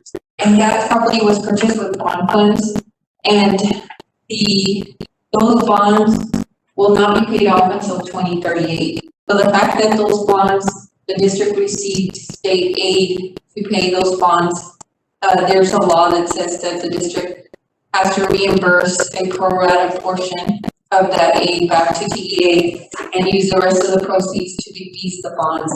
So in essence, it really would not benefit the district to sell the property in that case. So we are getting final legal clarification and from TEA, but from the research that bond counsel has done, it doesn't look like it would be advantageous to sell that property at this time. The second property, we are proceeding with the resolution, and we will bring that forward next week. That is the 1101 Belknap property, which is currently used as a record storage in town. Put that property up for sale. Is that the one? Yes. Right, go ahead. I know I brought it up before, a couple years ago, I guess. But that property on 4 Mile Line, can't we use it to try to get a FEMA dome? Okay, may I talk about the FEMA domes? Okay. Having built two in my previous district, they are a headache and a half, and I'm gonna tell you why. Because there's only two individuals in the whole United States that make them. And at one time, they were together, they're brothers. Most of those FEMA domes, when they were brought up, there were very few school districts that saw them through. And what they'll build is just a shell. At that time, you know, in that district, we decided to build offices and add more things to it because we had a bond. But what I'm being told is that there's a lot of flaws. There's some that are going under. There's a lot of flaws. Also, the fact that they're supposed to be shelters, the way they were built, you know, the air, they're supposed to have vents for the air to go in and out.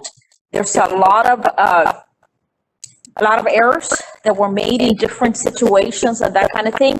Plus, getting the monies from FEMA, it is very, very hard, okay? It can be done, but we've got to research it.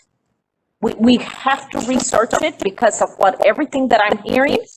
And at that time, there was like maybe 8 districts that were doing it. As a matter of fact, Robstown pulled out.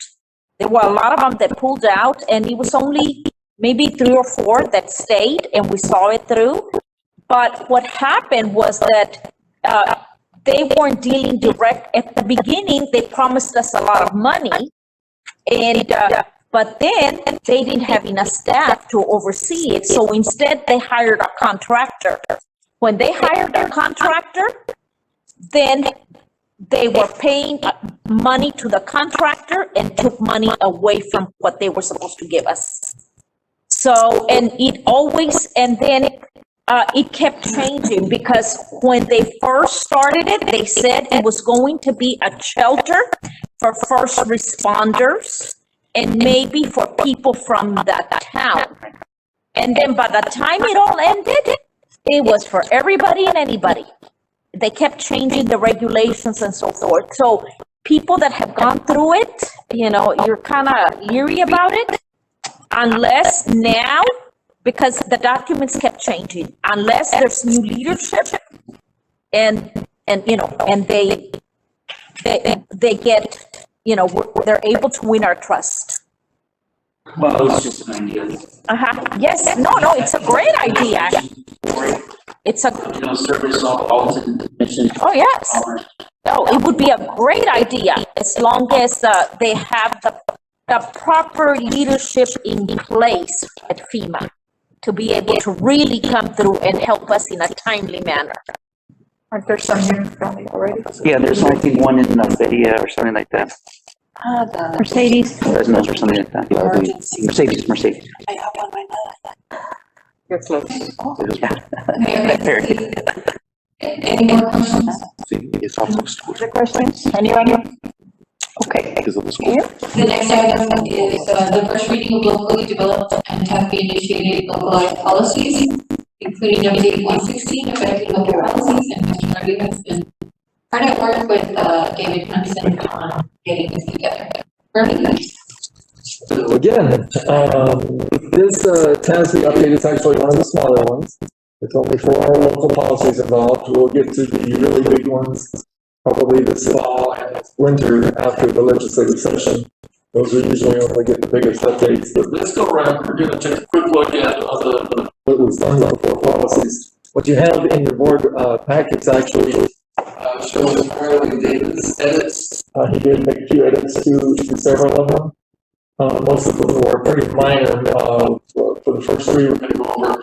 The edits he made were generally more grammatical and or cleaning up some of the formatting of the policies. But for CQB local, what this is kind of doing is to be compliance with the state law provisions requiring the board to select a cybersecurity training program and to verify and report the cybersecurity training by district employees and the recommended revisions to this policy to provide for the board to delegate those responsibilities to the superintendent. And so that's what's being brought forward with that. For DCD local, the revisions here clarify that an at-will employee's appeal or dismissal would follow the district's employee grievance policy and not begin with the board. For GKA local, the revisions here specify that a person filing a complaint regarding refusal of entry or rejection for property would be permitted to address the board within 90 calendar days. This change actually is get this policy in line with a similar change that was already made as a part of update 115 policy FNG and GF local. Really messy one that's in the board packet was basically David's attempt to take what has been presented and hopefully make it make a little more sense. He generally didn't have an issue with what the task was doing. Contradictory in some cases, and so you're trying to clean it up a little bit.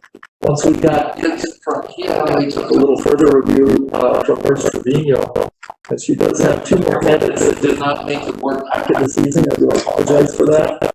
On the first page of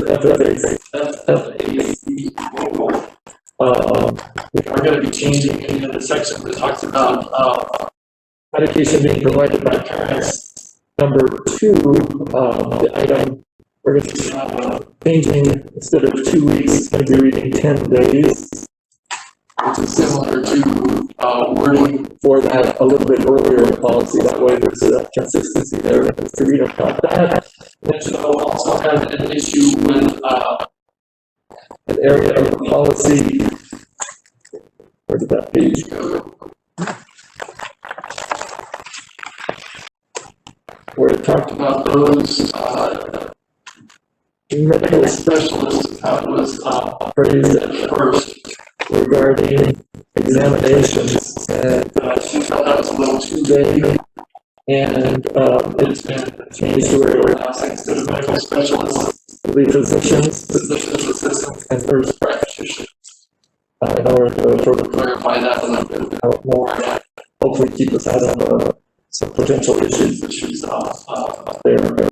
And we'll make sure that the copies that come before the board for their for your first reading approval, hopefully next week we'll be showing the clean copies without all the edits that are being made.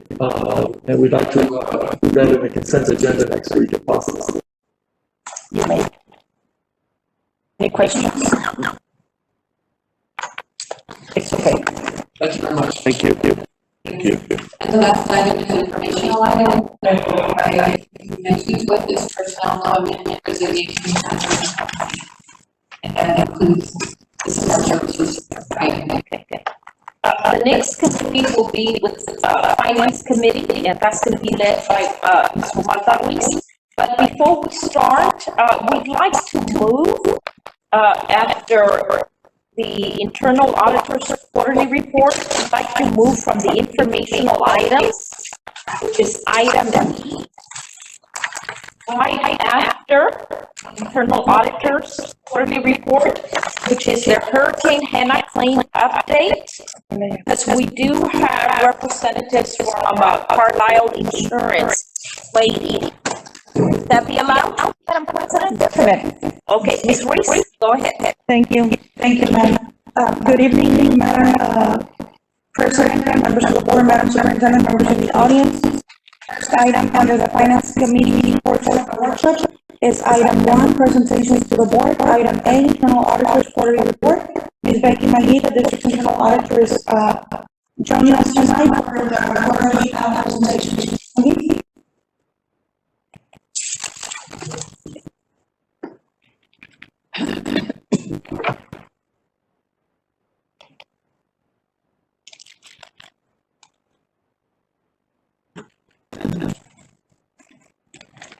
Ms. McGee has been with us for a long time. Yes, and we're very glad to have her. Yes, and I thought it was so funny when I retired, she came by to see if my pedicure chairs had arrived. I said, oh my God, how can I do that? He said, no, she's good. She checks everything out. Yes, we appreciate your work, Ms. McGee. Thank you so much. Good evening, Madam President, members of the board, and Superintendent Dr. Pettis. The district internal audit charter requires a written report be provided to the board on a quarterly basis. My written report, which is contained in the agenda for your review, covers the period October 1st to December 31st. Much of my time in the report was spent related to the district's annual financial statement audit, which was approved and submitted to the day in December. The district received an audit, and there were no reported findings. It takes a team effort to complete the audit, and I want to again thank the various departments involved in the process. Also, during this past quarter, I conducted a video inventory testing at maintenance department with good results. So along with my written report, I have a PowerPoint presentation. And so for the benefit of the new board members, I have included a few slides covering the internal audit function in the district. 57. Yes. So under Texas Education Code, the internal auditor reports directly to the board of trustees and administratively to the superintendent. Objectives of internal auditing are to assist the board, superintendent, and management by providing with analysis, recommendations, and information concerning payment trace review. The internal audit charter is approved annually and describes the responsibilities, the internal audit function, the types of audits, reporting process, and access to necessary records. The internal audit plan development provide a schedule of audits and reviews for types of audits include financial compliance efficiency and special review. These audits may include campus and student activity plans, athletic activities, after-school childcare programs, and consumer finance, payroll, and assessments. And so repairs and other activities, fundraiser execution, tracking, reports, and training. Another major task is the annual audit management. It's completed by our external auditor. I do facilitate the audit process by reviewing schedules and reconciliation. And I review the annual financial statements and related notes for review by the external auditors.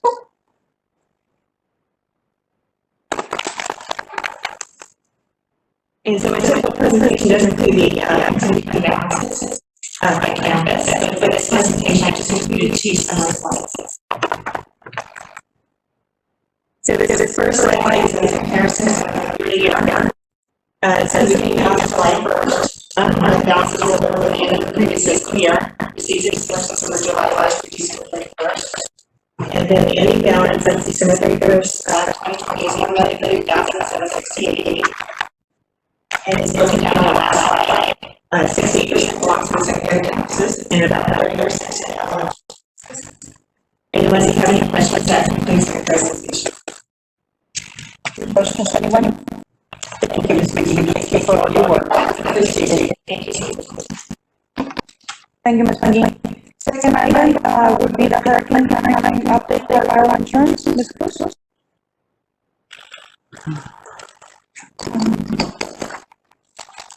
Good evening, Madam President, to the board superintendent. At this time, my legislators with hurricane update. We have 2 of the representatives that are currently we have Mr. Chief Carla, Vice President of Operations, Lance Berger, works for Oklahoma.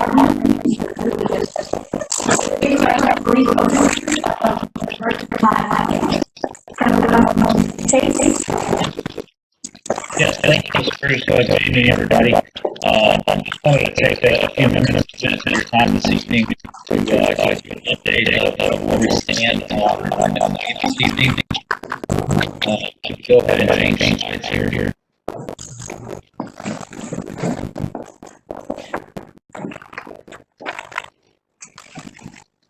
Is there a way that I can change the slide? There we go.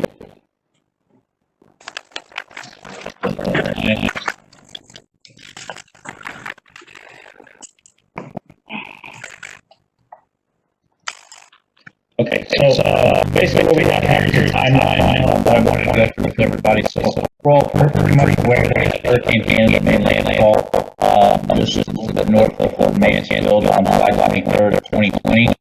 On July 30th of 2020, we had his team on the ground out from CFD to begin and reviewing and inspecting the buildings for damage.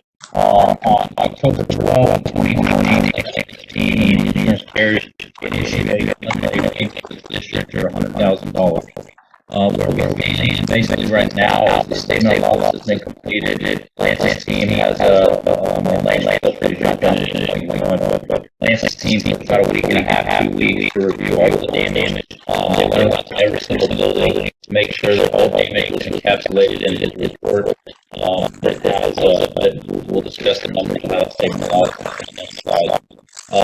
As of today, we're basically in a holding pattern in regards to, finalizing, making sure that we do have all the damage encompasses the district. Then we'll take the initiative of, reviewing the reports and hiring contractors so we can completing the repairs complete. We'll be able to, we refer to it as appreciation. And I'll show you on the next slide what that means. But the parties involved are myself, that was Rover, and Greg here, Ingle Martin. change. There we go. So this is a brief synopsis of the preliminary summary of payment. And it's not 100% up to date because there has been some history invoices and damage that has been notified and passed on to Lance's team. So this is the most accurate kind of snapshot that we have as of about a week and a half ago. Lance's team went out and identified approximately $586,000 worth of insurable damage to your buildings. After we figure that number, we take what your deductible is for a named storm. You carry 1% per building for your named storm deductible. However, there's $100,000 minimum. So effectively, Lance's judge's loss on $100,000 minimum is really where we're playing in right here. The line item depreciation of $109,856. That is again what we referred to on the previous slide as recoverable depreciation. So just so everybody's aware of the property insurance contract, the way it works, the policy is being sold to the district is on a replacement cost basis, meaning the insurance carrier is going to replace any damaged property for repairing the property back to the way it was. However, what the contract states is they will only pay the replacement costs or the replacement damage if it's actually replaced or repaired. So in the initial assessment, the initial statement of loss we received from the insurance carrier that we're showing right here, they deduct that depreciation and depreciate your property based on that issues in the industry. Once we go out and we hire the contractors, we repair the rest of the damage that was associated with the hurricane, it will submit those invoices of completion back to Lance and his team, the insurance carrier, and they will then pay you the depreciation and deducted to give you the replacement cost, replacement repair. Also deducted from what's previously paid $100,000 again to the district back in early October. So that brings us to a gross payment of $275,000. And then again, as I just mentioned, once we do recover, and these are the preliminary numbers. Don't get hung up on these numbers by any means. These are where we were at. Approximately a half, 2 weeks ago. But we look at the $110,000 replacement coverable depreciation at that point to give us a net payment of $185,000. The main thing I want to make, tonight when we look at the numbers is type of maintenance is a finalized payment statement and a mission itself can be $185,000. Spend on, I'm not talking about anymore. What I want everybody to understand is these types of claims are not quick processes by any means. So we say here today, we're roughly 6 months into the process from the time that the came landfall. But, what seems like a long time, and normally that would be a long time, if maybe we got a fire in one building or something of that nature, it would be a real simple claim. But what happens is, by the time we go out there and lays this report and invite it to the district, and the district goes out and obtains bids, repairs, and stuff of that nature, these types of claims, especially with hurricanes, anywhere from 12 to 24 months on easy. Because again, it's a slow process.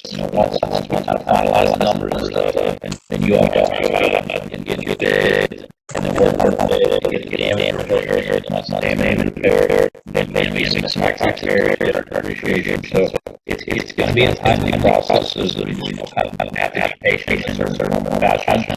And the process will work out. We did have a meeting, the staff part of this meeting tonight, and they did go through saying there has, since we've spoken, there are other areas, like I said, there are other stuff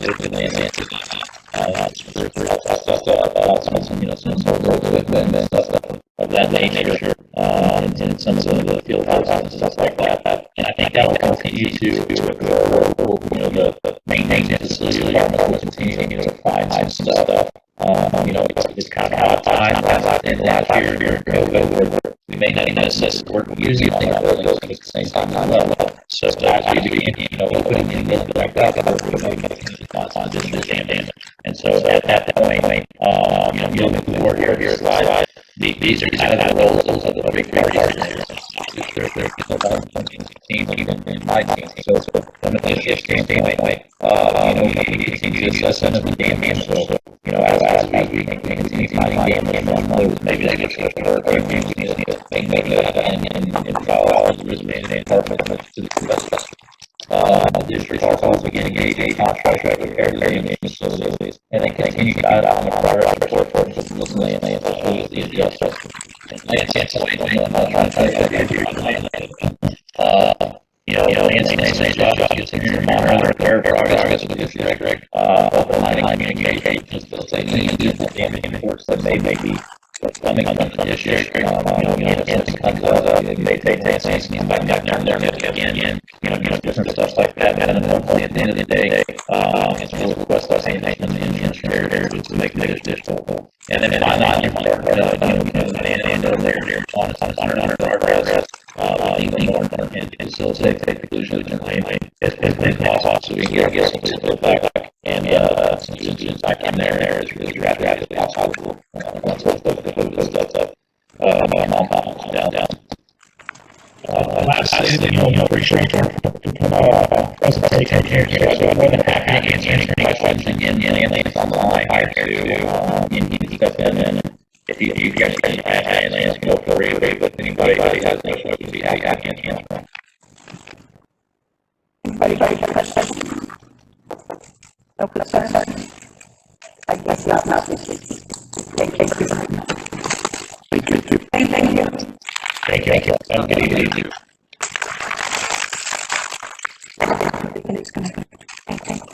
Second item on the agenda is discussion of all action, item 8, proposals and purchase of 50,000 and over. Administration bringing forward recommendation for 6 renewals as indicated on item 146. And administration on the house, we have to do that as well. And this is item for originally approved on April of 2020. And so those contracts are coming to expire, and so we're bringing it forward as another year on the contract. Do we accept that 166? Is that all right, everybody? You can move. Yes. Thank you, Madam President. Item 7 is contract for rate round 2024, 21-0. The intent of this agenda item is to provide internet access that provides access to district-wide internal connection, for all elementary, elementary, and the annex building. The education rate, known as E-rate, is a common name for the school-wide universal service program, is a result of regulatory decision by the Federal Communications Commission. For the year 2021, Mission CIE is added for a discount of 85% for Priority 2 and 90% for Priority 1. Priority 1 are internet access and priority internet access and priority 2 is internal connections. So we need the district had a presentation which 2028 in compliance with the federal requirements for E-rate. The proposal that administration is bringing forward are to submit the E-rate application for 2020 fiscal year 2022. Funding applications will be considered during the budget process. We award E-rate, we have to do the solicitation applications during March. To E-rate, and then they review them, and then you have to go around July. But I mean, in the meantime, I have to budget the amount that is out of pocket for the district. So, administration for this particular item is for the communications vendor is to be non-contingent on affordable rate funding. So, for affordable communications, which is the category 1, it's 39,940. And then this item is 1 year without option to renew. Are there any questions? Any questions? Okay. So item 7 is contract for telecommunications and internal connections number 3412115. And then this item is also an agenda item, but this will be for the Administration bringing forward a recommendation for netting network solutions. And the amount that they submitted is $850,956.76. I do want to tell the board that out of this amount, the district will only be responsible for $138,760 and the big discounts that the district will enjoy for this program. Any questions on the item? Item number 9, amendment to the Charter of Maintenance. November 11, 2020, regular purchase meeting of order of the Untitled Maintenance software.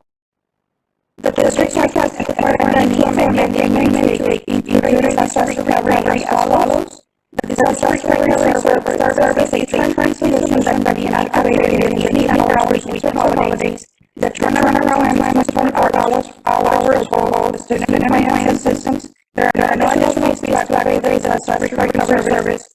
The district can utilize the disaster recovery service in the year and Tyler software as the district returns the data from the disaster recovery environment back to our in-house environment. We do use Tyler technology for student information systems and our financial and HR software systems. On top of that, we also have our personal transportation department. And so administration, we bring into our recommendation for your consideration. With the approval of the Tyler amendment for the continuing to disaster recovery services. So later in this calendar year, in November, when we bring our renewal of this software licenses, we will also be doing a disaster recovery portion of the service. This purchasing being subsidiary local purchasing tool that is in compliance with unit purchases that may exceed by $88,000. The amount that we're bringing forward for your consideration is $88,771, and that is a prorated amount for 3 months.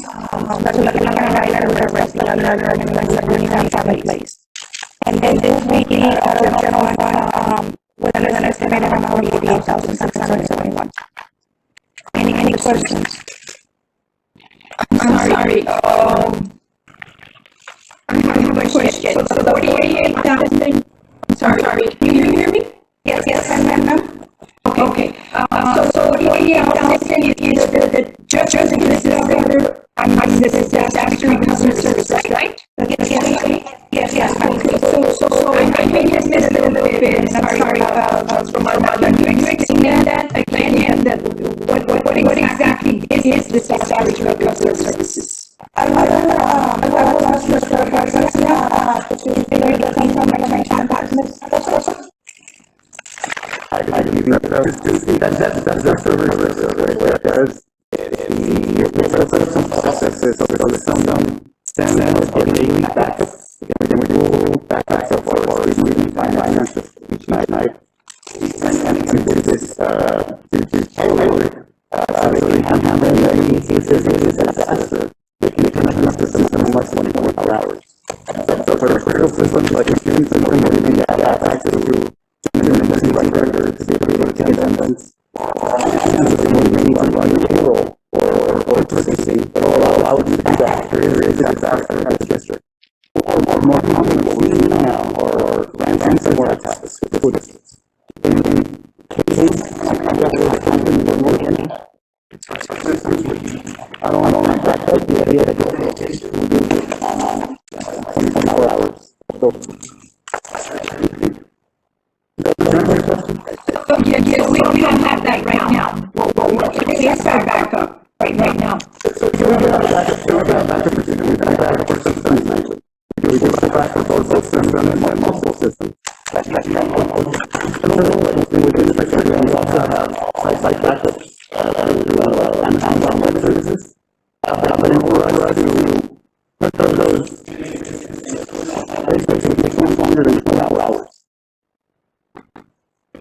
The system allows us to interview the system very quick.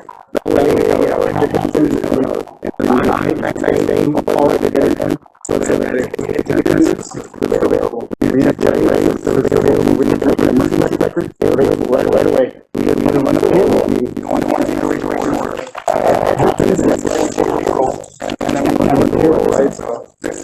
how the service can help them tremendously. And I feel that right now, that so many school districts have been going through this nightmare of rampant somewhere. You know, we just had a big hit over West ISD. But how long ago? It was about a month ago, but it's happening everywhere. The more the pandemic is taking the world into a recession, you know, the people are doing that for money. And so we have to make sure that we take every precaution to safeguard our data. Yes, sir. A quick question, how outdated is this tracker system? Is it user friendly? I said it was Windows-based or Windows-based, it's web-based. You don't have to have software for all that. You just use it. I mean, from what I can tell, the latest is not that. Here in the country, it's quite not friendly, and it's not dependable. We had a different system. There was a lot more different system that were actually pretty sophisticated features that not having to figure out every other district. What if the other districts, neighborhood districts have compared to us? We know. Everybody has that word. The district has that. We use our school. And the system is, there's no perfect system. You're running the systems, and I can tell and then there's with down to the state, when you get around and not all systems or companies are established to respond to these changes, and it makes it sometimes very difficult for your students to comply with state reporting and things like that. And so what I've seen so far with hardware, I'm actually very impressed. With the features that it has built in. I know at least on the features that what else I would do, I'm document management system. I know that the district has electronic The more people use it, the more easier it becomes. The systems are that way, the majority of them. But when all we know is a new one, we don't have a lot compared to. So what kind of system of training do we have for the teachers and everyone else? So one of the things we're going to start implementing is called tech Tuesdays. And we're going to start providing technical trainings every Tuesday. And we're going to record them and put them on Microsoft Stream. Available to staff. I think that might be the problem, that not enough training has happened. That is correct. I feel like we're doing it time, when we're doing systems a lot, and now you're finding many times the case is someone is frustrated with the system. It's just right. So we definitely want to make ourselves more available for providing trainings to Microsoft Teams, live trainings, at the same time providing like a little quick one sheet that can help them with the processes, and then create like a video library for the different processes. You know how busy they are. Just to get it to load, they need to process attendance. Okay, so how to get attendance. And with Zoom, you can record them and have them available for everyone to see. That's the best thing. The next one is awesome. We're doing stuff like that. Thank you. In terms of technology, the training that has occurred a lot since, last March has been the focus of technology with the teaching platforms. That has really taken precedence. But now that our staff is very well versed, it's time to go back again and really refine this type of trainings. So it's very good time for that. Thank you. Very well. Any other questions? Madam President? Yes, ma'am. Thank you. Item 9 is a purchase of outdoor walking freezer. Last fall, we reported that our child nutrition program had applied for the No Feed 500 grant, and we're awarded $60,000 to support all meal programs. The funds that we receive are more intended to purchase walking freezers at both Ryan Elementary and Marcel Elementary. We do have some very small freezers, and that poses challenges to the program. So since then, we also identified a need in Salinas Elementary area, and so administration added another in this item, in this agenda item, we're also requesting a third freezer to better serve our Salinas Elementary and the community surrounding the campus. Administration will be making our purchase using the buy board in our local purchasing quote and this is in compliance with state requirements for any purchases over $50,000. The funding source for this purchase would be general fund, using the no kid grant funds and the child nutrition program funds estimated for $92,000. And actually today, Ms. Wardren did receive the approval from the Texas Department of Agriculture to purchase a third freezer. So from the programmatic perspective, we're here to continue or to proceed with the purchase. And so administration will be bringing forward a recommendation to the board next week to award the purchase of alcohol walking freezer to Mission Restaurant Supply. Before you move on to the next item, okay, the administration would like to add an item, Madam President, and that would be item 11. As you are aware, we have been asked to provide staff for the vaccine clinics. So the item would be discussion and possible action to pay time and a half for employees working in the vaccine clinics and make it retroactive. You know that in the past we paid premium pay for employees that have been out there and working out in the public. So this time around, we've already had one clinic and we're about to have another one. As a matter of fact, even today, some of our employees assisted with registration of the clinic. And that makes a big difference when they're out there with the public than working in an office or working from home. So that's why we believe that this merits time and a half pay. And we know that, a clinic has already occurred. And now this week, we're having another one. Today, registration, tomorrow, the clinic. So we wanted to bring this up to the board.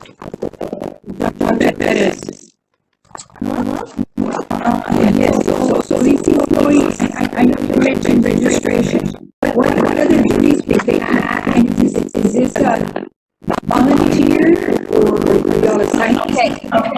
We did ask them because we got for this and with Mr. Eddie Olivares several months back when we were planning to bring the clinics throughout the Hidalgo County. They told us flat out, we don't have the personnel. We can get vaccines to you as much as we possibly can, but you need to assist us with personnel. They said, what do you need? They said, we need nurses, we need school nurses. We also need people that can do data entry. And check those applications that we're having to complete, collect them and so forth. So employees from our district and the other district within the city limits, we were asked to provide employees to assist with the clinics. So we believe that they merit the time and a half because they're exposing themselves. And they didn't ask. I want you to know they're so good that they have not asked for it. Ms. Garcia and I have been conversing the fact that they're putting themselves out there. So we do need to provide that for them because they get sick. Hopefully they won't. Pray they don't. But we don't know if they have sick leave or not, or So we feel that it merits that because as we continue to have more clinics, we're going to be drawing upon them, and there may be others that may want to assist as well. So that's why we wanted to put that back. Oh, no, this is not their own point. Okay. At this point, it has to be during the day, so they're getting paid the regular salary. Okay, however, it at the clinic sites with the public. And that's where it's different than having to work in their offices. Okay, but my question was, are you asking volunteers and how many employees in We did ask for volunteers. Is that what can you answer that? We asked the departments, the leadership in the departments, to talk to their staff about possibly volunteering notice. Now, one initial benefit that they did receive is that they were, regardless of their status in the years, the phases of vaccination, they were able to get vaccinated. So that was a huge benefit to the staff. At tomorrow's clinic, we will be utilizing 20 staff members that are non-nurses. So you're talking about custodians, security guards, and clerical staff. What they do, the clerical staff, is they screen the people that are coming into the vaccination center. They take their forms, they guide in the proper direction and support, and then later on, they will have to be able to provide that information. Our custodians are here on the floor, cleaning and guiding the people to the station where they have to take care of for them to stay for 15 to 30 minutes after the vaccination. Our security guards are also on premise directly the traffic as they're coming into the clinic and providing that security support as well. So our employees are helping us save lives, but at the same time, they're being exposed. So are they having to sign any type of waiver form? We can't understand you, Betty. They're able to sign a waiver. Okay, with this type of situations, that is not something that legal counsel would like us to do at all. And the council just asked us, they'll say, we need so many people for this, so many people for that, so many people for the different roles. And then our job is to find them and set them. Thank you, Dr. Perez. Thank you. Thank you, Ms. Garcia. Okay. I just want to reassure Betty that I went through the process last, what was it, Wednesday or Wednesday? And you can see that they are directly in contact with the people as you walk in with all forms and everything. So I think they're putting themselves out there, so I think that the time, the money that we pay is very well worth it.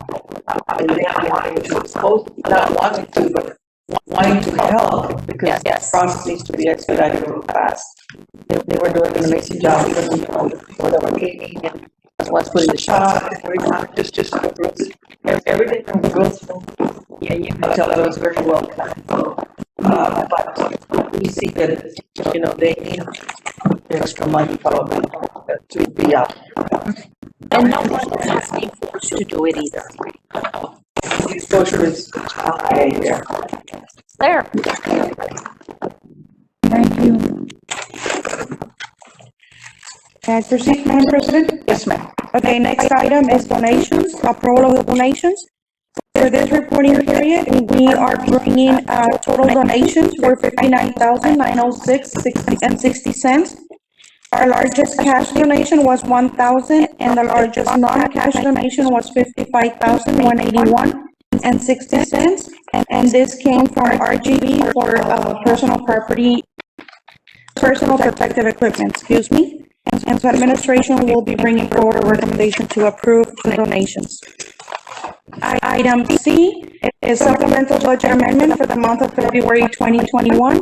This budget amendment is being brought forward for your consideration. Mr. Rivera earlier in the meeting presented some construction-related projects for the chillers and the canopies and sidewalks. So this budget amendment is to support those projects. The amendment for general fund is $880,000 increase in expenditures budget. $235,000 are for both the chiller projects at the administration building and the child nutrition program, and another $325,000 for the special education program at Mission High School for canopies and sidewalks. We're also bringing a 300,000 amount for anticipated expenditures for some expenses related to the new transportation site on Conway. That brings the total general fund expenditures budget to $180,002,685. I do want to let the board know that we do have in the fund balance portion of our financial reports, there is a section for committed for construction, committed fund balance for construction. This action was taken by the board back in 2013, and then there were some changes in 2014 as well. So there's a remaining amount of 1.3 million. So it's still part of the general fund balance. Yes, ma'am. Yes, but it's earmarked for construction only, and the only way we can take it out of there is by me bringing an amendment to you, or not amendment, but an action item, an agenda item, where you don't want to have it there and put it somewhere else. So it is administration's recommendation that the board supports this recommendation. Also, we're amending the debt service fund. As you recall, we did have a very successful refunding back in 2020. And so now that refunding is reflected in our books, we're amending the budget to reflect that refunding in anticipation of the financial audit at year end. So we're increasing expenditures for 524,000. We're also increasing sources and other uses by 52,476,308. And other uses, 51,951,550. And this is to report, to reflect the accounting for the refunding of the bonds. Next item. Statement of impact from Vanguard Academy Charter School, item D.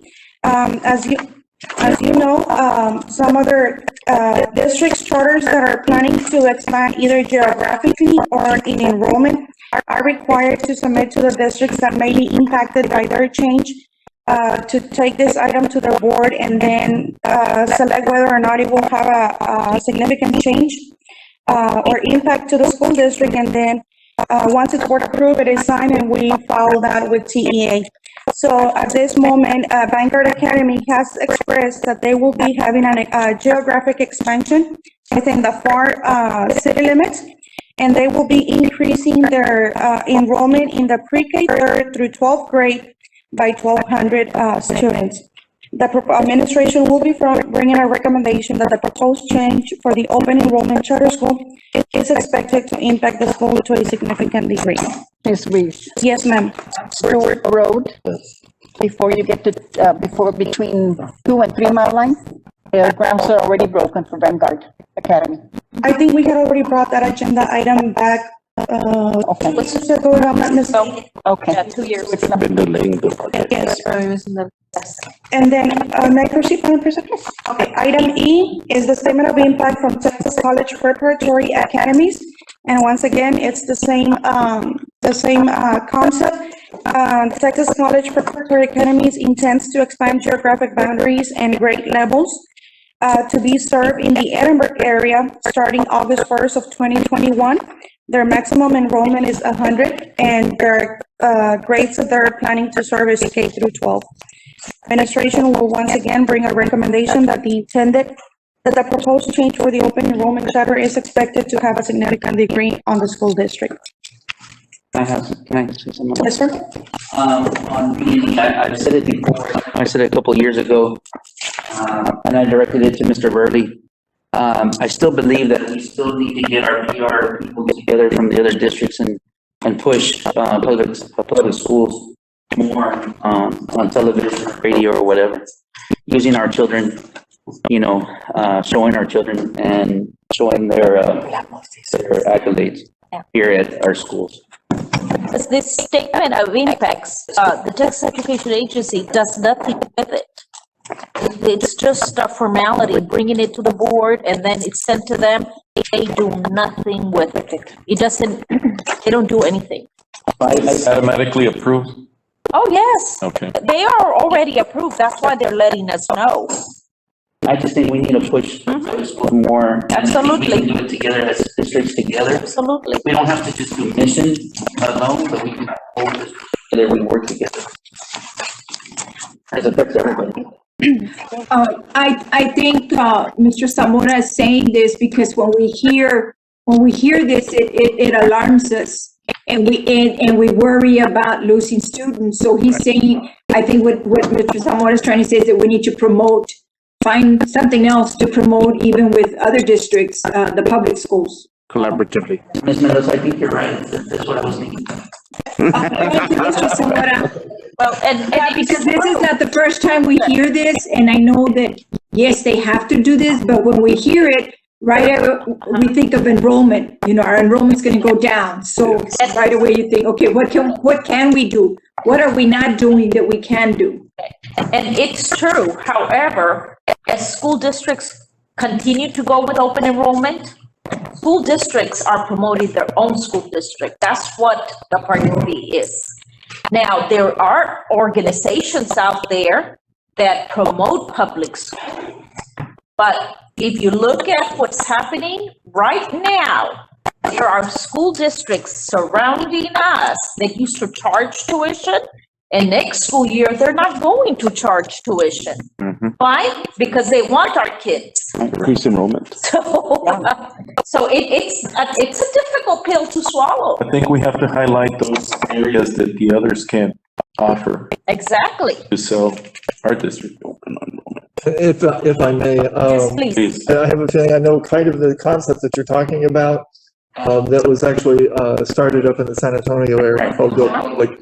And that was actually a multi-year effort amongst the superintendents to create that whole organization that's actually run by a separate board, and it's an entirely separate entity. Okay. And that actually, I know amongst the TSPR members, which is the Texas Schools Public Relations Association that we belong to, the area PR people, we meet regularly from Corpus, Laredo on down south through Brownsville, and that occasionally does come up. But, and we're all kind of doing the same thing, but not jointly. But in order to do a true joint project like that would require the coordination through the superintendents and potentially even Region 1 getting involved, develop a lot of that, because it is a very extensive process. And it took the San Antonio area quite a bit of time to put it all together. The only thing is that the service center has to provide support to the charter schools. Yes, they do. So they're not going to initiate it. It has to be initiated by us. Yeah, we've even discussed names of their group. So we could start with the PR people helping us do something like that, and hopefully get us together where we're not taking students from each other, and really focus on what we need to focus to make sure that it's about public schools. And you're right. Your entity would help. I got it from. I'm sure there should be some challenges too, because one of the main competitors uses the term public schools as a part of their actual name. Oh, that's true. And so we even discussed varying other types of names that could be used at one time. And so here in the Valley, that created a more unique challenge for us early on versus some of the San Antonio area, where that individual charter program did not exist at the time. Now, and so I don't know kind of the status of their whole efforts up there. I haven't heard as much about it over the last 2 years as I had a couple of years prior to that. But it's something I can certainly bring up again when we have absolutely another push that we do. I mean, jointly. I mean, we can. Because they're advertising good, Oh, yeah. And so their budget for advertising is insane. I believe you. Millions. But if we And it's for a reason. with our budgets, Yeah. together with our budget. Yes, sir. Thank you, Mr. Rowley. Madam President, can I move to the informational items? Okay, item A is a 2021-22 budget update. The last couple of weeks have been very exciting to finish off the calendar year 2020 with the President extending CARES Act, making the federal government making an appropriation to continue some of that coronavirus relief funds to entities. And then also I shared with our superintendent earlier this week that our Commissioner of Education made 2 appearances last week where he's hinting that the whole harmless ADA may extend the second semester. And so his message to district officials is don't worry about your budgets. He's fairly optimistic about the likelihood of a whole harmless ADA extension. And so that would benefit the school district where the second semester, our first 6 weeks for the most part, first and second tend to be the highest reporting periods where the district's ADA will be the highest. And then after that, it goes down significantly. So if we get that extension, it can benefit the school district and just everyone across the state. And so we wouldn't be penalized for any decreases in average daily attendance or benchmark would be last year's benchmark, last year's ADA, excuse me, which was 13,822. Or average daily attendance at the end of the first semester was 13,825. So we are just 3 ADAs higher than what the state has projected for us. Also, on January 11, Comptroller Heger released its 2022-2023 biennial estimate. And that estimate is 112.53 billion. That is a decrease of the prior biennium, the one that we're currently under 2020-2021, of $440 million less. And so the state, both the House and the Senate, have already come up with their spending budget. They are at 119.7 billion. And so there's a deficit of about 7 billion from what the comptroller is estimating in revenues versus what the House and the Senate are proposing in their expenditure budget. The good and the great news for school district officials is that both the House and the Senate are supporting House Bill 3, the continuation of House Bill 3, which is a great relief. In House Bill 3, there were a lot of significant changes, and we will be providing more details once we're able to put something together for a presentation for you. But one of the largest items in there was salary increases. And so that is, the district was very gracious enough with the support from the board to give increases to our staff, and not only on the first year, but on the second year of the biennium. We were not required to do it, yet the district was supportive with the board's blessing to continue providing those benefits to our employees. And so the budget includes both of them fully fund House Bill 3. They also include $1 billion for tax rate compressions for school districts. And so based on the information that we've been receiving the last couple of weeks, it looks like we should not be worried about any funding formulas in both the House and the Senate budget expenditure budgets or spending budgets. They also mention in there that they're not expecting any changes to funding formulas, which is a great relief, given that every legislative session, there's a lot of uncertainty, and sometimes we bring you the information that we have at the time that the budget has to be approved. On top of that, the state did receive from the ESSER, now the new round of federal fund monies is being called ESSER 2. The first one, it was just ESSER monies. Now they have an ESSER 2, and the total funding that became available on that funding source for the nation was 54.3 billion. Out of that, the allocation to Texas is 5.5 billion. When you compare that to the first ESSER of 1.285 billion. So we're getting at least 4 times as much as what we got the first time around.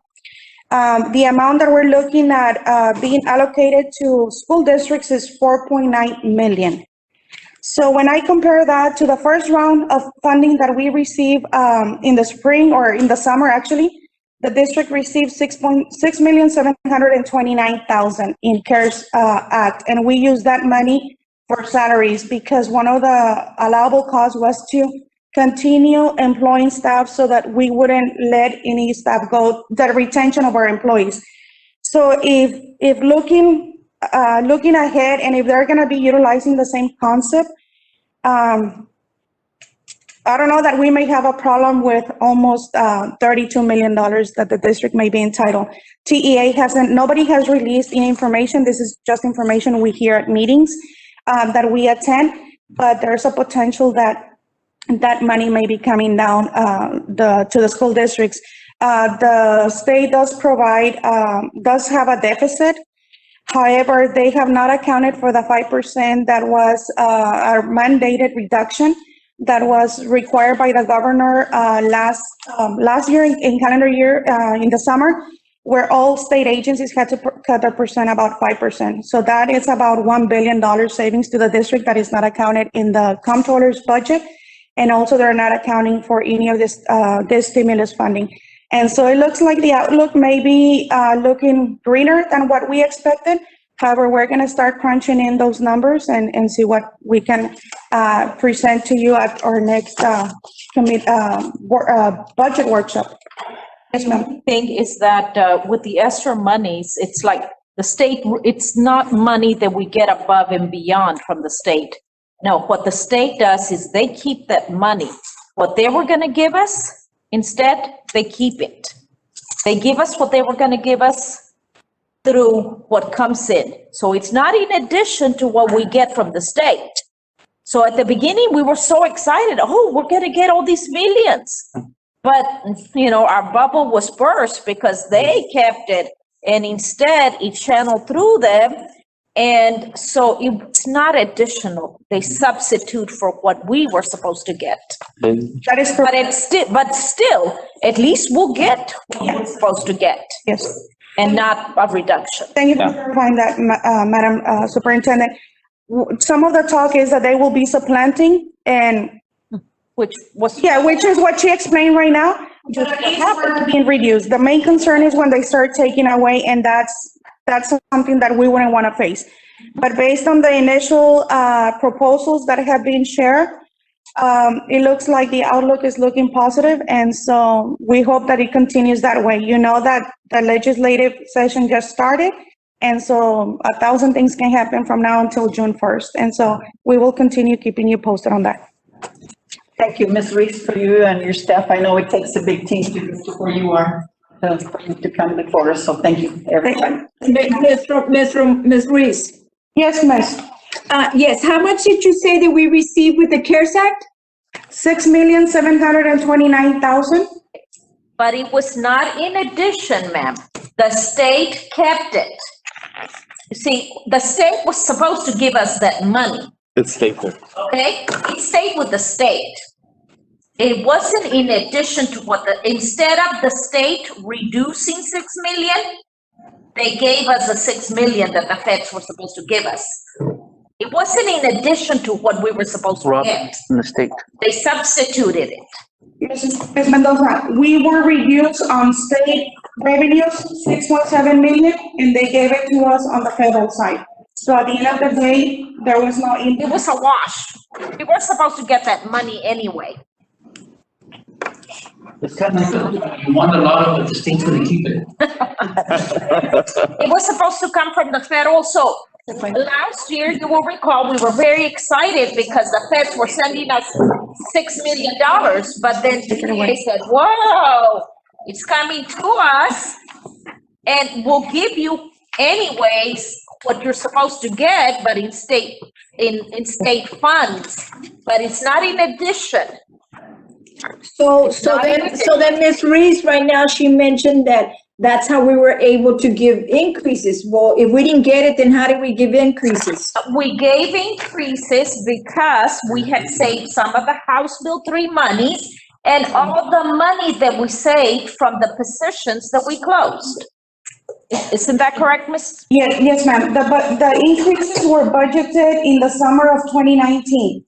So when the federal money came into the picture, the employees had already been paid, their salary plus any increases that they may have received.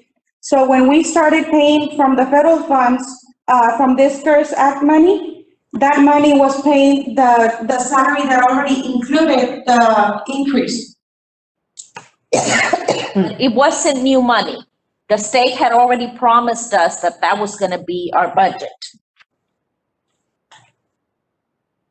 Okay, thank you. Yes, ma'am. Item number letter B is the financial report for the month of December 2020. So the revenues under the general fund were $80,302,640. And the expenditures were $62,993,397. And the excess revenue over expenditures, other resources and other uses was $17,455,513. The debts for the debt service report revenues were $6,650,148. And the expenditures were $3,914,983. The excess revenues over expenditures and other sources and uses were $3,914,983. And the last report in there is the self-funded health insurance report. For the December report, we did have revenues of $6,605,696, and our expenses were $6,980,786. There was a loss reported for the month of $374,000. However, we do have a beginning net position of $956,000, bringing the net position for that month at $581,799. What does the net position mean? It's the equivalent of fund balance. So you said we had a loss of 374,000? Yes, because we had more expenditures than revenues for this month, ma'am. But we do have a reserve, a savings, or a fund balance in this particular fund to cover that deficit. Okay, thank you. Yes, ma'am. And we also, in your report, we also included the medical claims, the 12-month trend. For December, we did have claims of 701,000 over the same time per year, 557,000. For the pharmacy claims, our claims were 331,000 over 251,696 the prior year. And the last item in there is the net position overview. We do have 581,000 reported there for current year versus $315,748 the same month but prior year. Item C is the tax levy adjustments. Are there any questions? No? No, everything went up, right? And then. Yes. I mean, a lot. The signs of the times. Yeah. Claims, Yes. claims, expenses. People getting sick of COVID and Yeah. complications. No, I understand. I was coming to myself, but you heard me. I was a little loud. Item C, tax levy adjustments for the month of December 2020. And the collections for this month were $9,488,521.52. We pay a monthly fee of $6,271. We do have some modifications on the local maintenance of decrease of $22,502. And on the debt service side, $4,162. We do have, as of December, we do have 40.98% of collections compared to 42.33 the prior year. We are monitoring this closely. We will be, we have been monitoring that usually in December and January is when we have our largest collections so that our taxpayers can avoid any penalties assessed as our tax bills are due January 31st. But I will continue updating the board on this collections report. Item D is the disbursements for the month of January 2021. And this month we paid $14,638,566.36. And this is made up of all the checks the district cuts, whether they're checks, the use of the district's purchasing credit cards, checks to our vendors, any transactions we process through the bank via ACH, automated clearinghouse transactions, or wire transfers. Next item, we already covered the parking habit. So, Madam President, I would like to go over the agenda for items and consent. We move items to discussion and possible action, item A, all inclusive. And then we will place the item on the stipend for vaccine clinics on discussion. Yes. Any concern, anyone? Are there any? Put it in consent. Consent? Put it in. Put it in consent. Consent. We discussed it today. No, only because he wasn't here. No, exactly. Yeah. Okay. Well, is it okay to put all the items? Yes, ma'am. Including the vaccine stipend? Yes, ma'am. Okay. That's all I have, Madam President. Thank you, Ms. Reese. Yes, ma'am. That's all we have. Ready for the meeting? 32. We can go ahead and adjourn. It's 9:32. This meeting is now adjourned. All about 10 minutes. Another one or what? For Ms. Rana. I'm with Abel.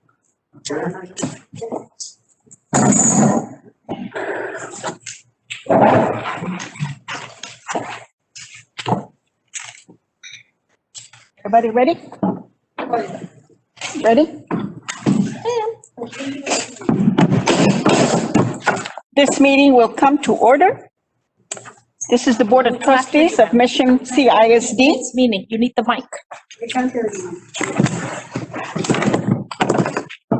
Thank you. This special Board of Trustees meeting on Wednesday, February the 3rd. I now call it to order at 9:48. For roll call, Mr. Jerry Zamora. Here. Veronica Mendoza. Here. Petra Ramirez. Paris Iglesias. Here. Mr. Juan Gonzalez. Here. Mr. Roy Vela. Here. And Minnie Rogers, myself, we have all 7 in attendance. At this moment, would you please stand and Mr. Zamora will lead us in the Pledge of Allegiance.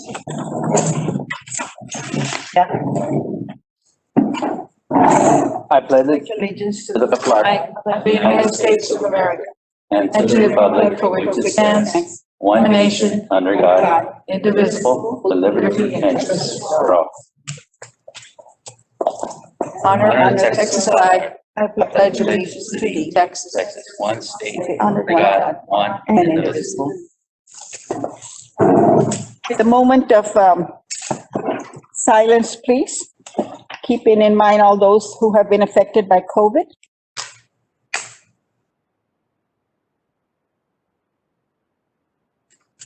Thank you. You may be seated.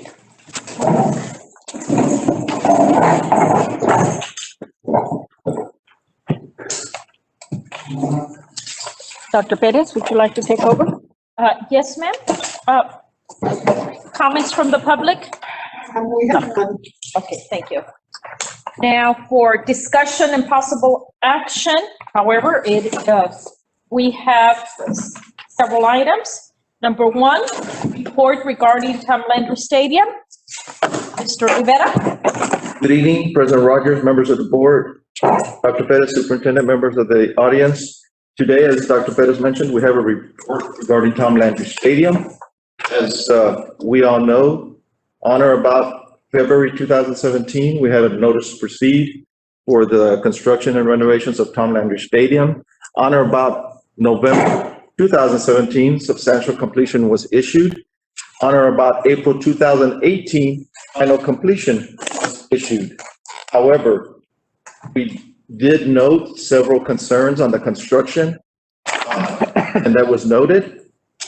And in that case, the district hired a third-party structural engineer, Rick and Ahosa Structural Engineering, first a preliminary visual cursory inspection. After those, that report came in, the board approved for Rick and Ahosa Structural Engineering to do a further assessment. And after that, Rick and Ahosa Structural Engineering contracted with Millennium Engineering, MEG, to do ground penetrating radar scans, GPR, and we received that report on that. However, we've been requesting that Mr. Hinojosa provide us a comprehensive report on his findings, which this evening he is present and he will provide. On your desk, I placed his report, but also he supplied a binder with his information. We thank Mr. Hinojosa for being here and waiting for a while. So I will now bring forward Mr. Rick Hinojosa. Mr. Rivera, I'm sorry to interrupt. I don't have that report, right? I emailed the report earlier, Mr. Hawaii Garcia. Did you not receive it? The text that you had sent me, so, but do I have the binder? I don't have that. The binder, Mr. Hinojosa, just passed out right now. But the report is, you should have it in your email.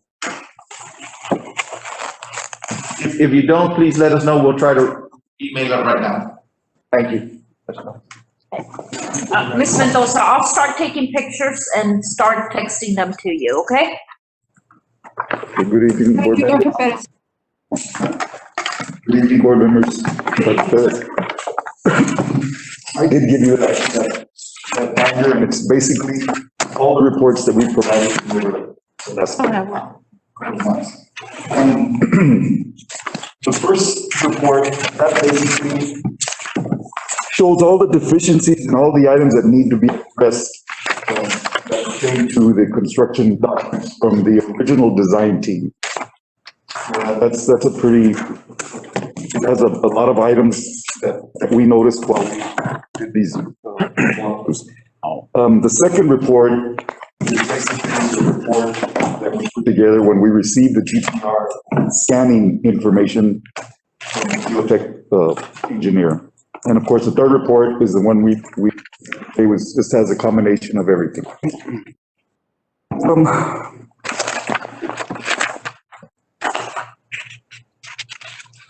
The items that we found that were deficient, there's really two main items. And there's a lot of other things, but the main items are the piers. Yeah. And the piers that were scanned, when we got the final reports, there's actually 156 piers that were scanned.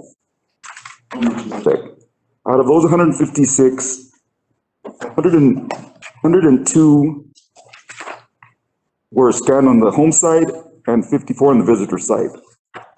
On the home side, 85 of those piers show that they were lacking the proper reinforcing that was provided by the shop drawings from the design team. 17 of those piers, of the 102 piers, they were indecisive because the actual pier has to be scanned at least 12 inches from the top of the pier to see what type of reinforcing is present inside the piers. Basically, they're just like x-rays. And 17 of those were inconclusive because towards the end of the stadium, the piers are pretty much in the concrete since it slopes in that direction, which meant that they couldn't really scan the entire 12 inches, which would be needed to get a good report. So, I mean, so far, all the piers that were scanned show that the reinforcing is not present. More than likely, the rest of those piers do not have the proper reinforcing. And that's very critical because this reinforcing dictates mainly what we call uplift pressures. And I think if you go back to page, on the first report, if you go to page 32, that's a copy of the pier where it goes down 20 feet and what's above the concrete or basically like the sidewalks or the flat work that's underneath the stadium.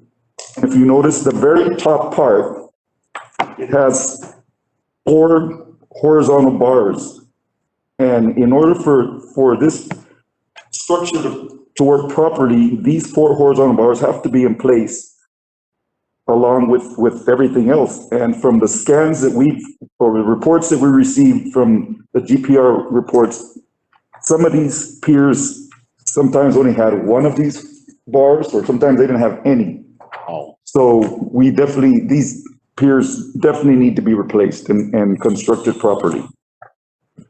Another item that was very important was the concrete or the sidewalk, I want to say, the stuff that's underneath where you're walking underneath the stadium. that is pretty much not in conformance. It's, some of the slopes are not proper. Some of the concrete is sloping towards the building. There's a lot of cracks. Some of the concrete is uneven, so that definitely needs to be replaced also. Let's show that in our plans that we have developed. Those are the major items, and then also there are some cross bracing that the construction documents show, the ones from the original design team. There's some areas where the cross bracing was not placed or it wasn't placed properly. That needs to be addressed. Other things which are a lot minor, but they still need to be looked into, or when the contractor is hired, are some of the columns. Over the years, I guess from 2017, since it was started construction, they have show signs of corrosion, basically rust. And so whatever contractor is hired, he's gonna have to get in there and he's gonna have to try to sand what he can down and repaint it with galvanized paint to protect the concrete, that's the steel. That's really important. And that is some of the columns and some of the steel. We also noticed that there's a lot of nuts that were not placed properly and need to be tightened. There's a lot of angles that need to be added. There's the actual bleachers itself on the home side, the chairs, there's some chairs that need to be adjusted. We show that all on our plans. They need to be repaired. Some of the bleachers on the home side and the visitor side need to be repaired. There's some concession stands. Those are minor items that we have, little things inside the concession stand and the ticket booths that need to be looked at. And there's actually a column that's in the middle of one of the entrances, and that needs to be redone. So these are some of the items that we have in the reports that you have. We've indicated all those items, and we have taken these findings and we've applied them to a set of our construction documents that can be used to go out for bids for contractors when we decide, when we go out for bids. So that's basically what we found as of today. Wow. Ms. Hinojosa, I have a quick question for you. Okay. You mentioned that there was 102 on the home site and that 85 were lacking reinforcement, but I didn't hear anything about the visitor side out of those 156. Okay, 54 on the visitor side and 39 of those columns lack the proper reinforcing that the scanning showed.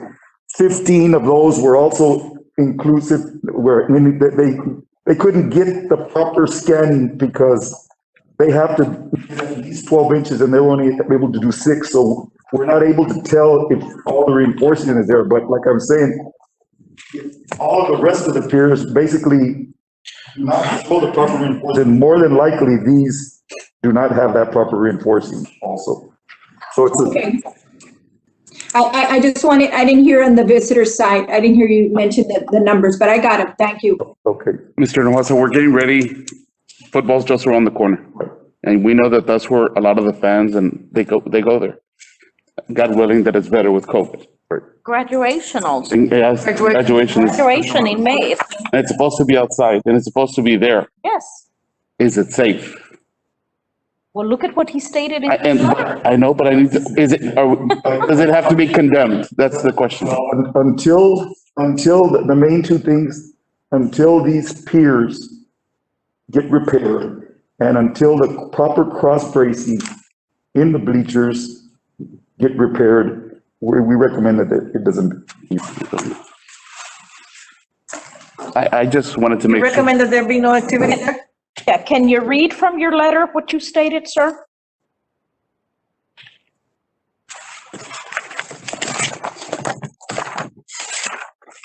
Conclusion.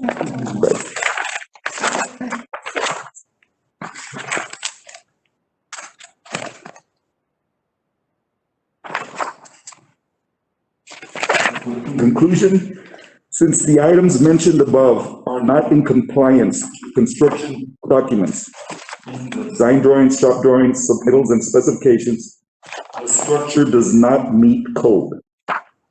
In its current state, due to the lack of reinforcement in the piers and the lack of cross-bracing for shop drawings, the structure should not be utilized until proper repairs are provided. Mr. Hinojosa, you're mentioning repairs. Should it be replaced? Well, the whole stadium? No, just, Those. yeah, the piers, yes. What it is the piers they vary in height depending. So what they're gonna do is they're gonna take out, what they're gonna have to shore, of course, wherever they're gonna take out the pier. And then look at that little drawing that I referred to back in 22, page 22. What they're gonna do is they're gonna take the concrete out. They are going to provide those horizontal bars, and then the anchor rods have to be provided, and then the existing steel that is there, that can remain in place. They just tie everything together and then they just pour the concrete back. And these are 18-inch piers. So, I mean. And we have 150 something of them. Yes. Or. Mr. Hinojosa, as mentioned, our concern. Right. We are, planning to have football season come August. However, we do have graduations planned, late May, first week of June. We will need what options, that you recommend on making these repairs. So by the next meeting, can you have those options, whether it needs total replacements? Can some of it be still utilized with other options to repair? This is what we're gonna need, and it's an estimated cost. We're still working on the estimate cost. Actually, that's what's been taking us the longest, due to the fact that prices have been fluctuating lately because of the new administration, and they're not buying stuff from overseas anymore, and mainly the steel. Steel is we just can't get the right numbers on steel yet. So we're trying to get that cost estimate. As for the options, will you have that ready for us to review, for you to present again, for our review at the next, Sure. board meeting? Sure. But The next board meeting is next Wednesday.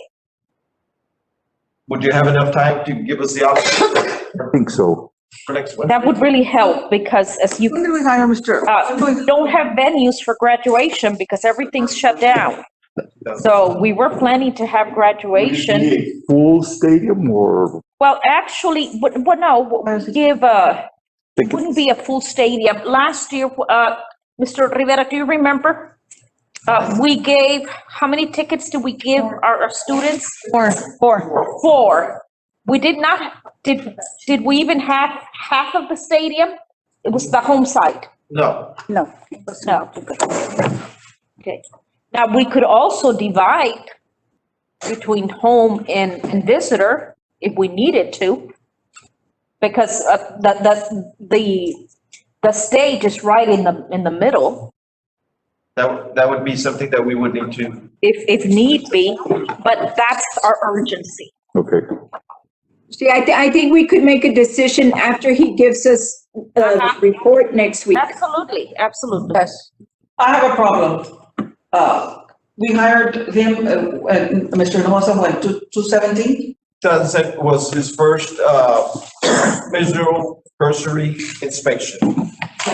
I mean, we need to, time is of the essence right now, Mr. Hinojosa, and, I just have to bring this up, that it's been taking too long for these reports, and we, when you commit to something, you need to work, and I know it's tedious, you have to do a lot, but it's been, 2 years, 2.5 years already, and we were even having problems getting you over here. I mean, I hate to say this, but to me, right now, we need assurance. We need, you're going to do it, we're going to expedite it. We have to consult with our lawyer, of course, with our legal and whatever it takes, but we expect for you, for this work to be done. Because, I mean, we needed the facility and we just put it off and off and off, so if you can work with us and next meeting, bring us the information so that we can really expedite this because we are in need of the stadium. And I'm not trying to be rude to you or anything, but, I feel like time has just lapsed and it's tomorrow, next meeting. We just need to get to work on it. Okay. Mr. Hinojosa, on your professional opinion, is this normal wear and tear to a stadium that less than 5 years old? Does this happen to there's been many stadiums? No, I don't know who dropped the ball, but somebody apparently did because, normally, one thing that we never received any, because like, for instance, when I finish a project, we do a walkthrough, we're gonna sign off on it, say, okay, everything that we designed is there, a contractor did it. And I've never seen any final reports for. Who signed off on the final at our district?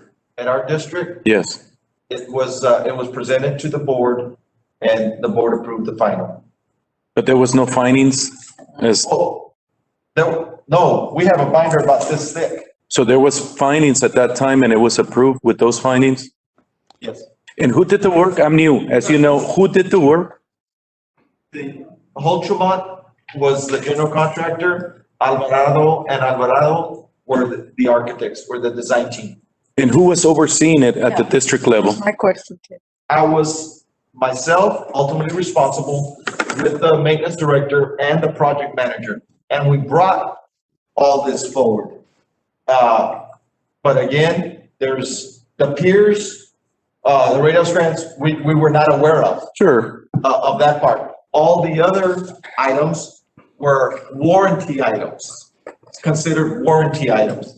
And they have so many days to complete the warranty items, which they failed to do.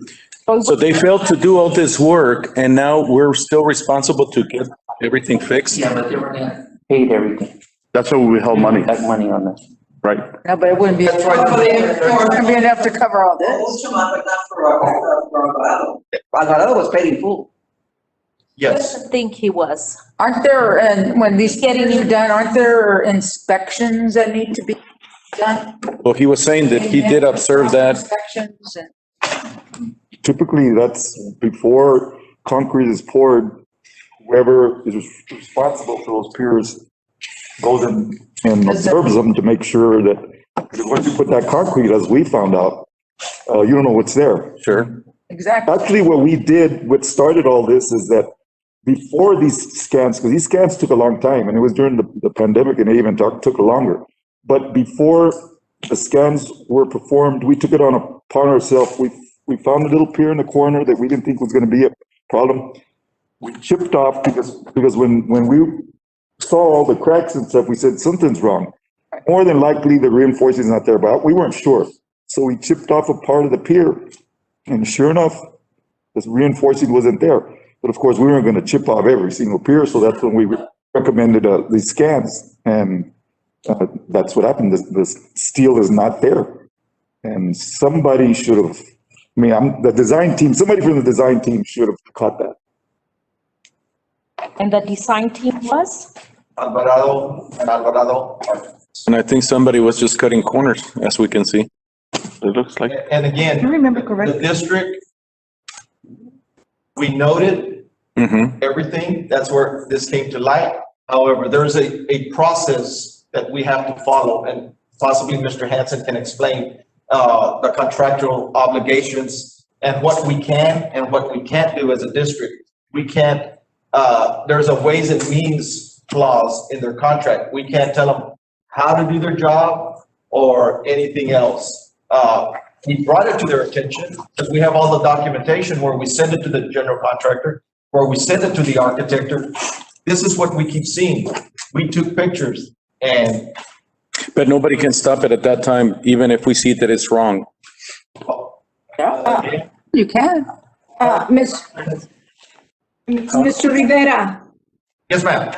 Okay, I highly doubt that us as board members, that are sitting on the board now and past board members would have approved this if we knew of, I don't know, maybe I misunderstood you, but I think you said that we were aware of all of these complications with the stadium, yet we approved to pay?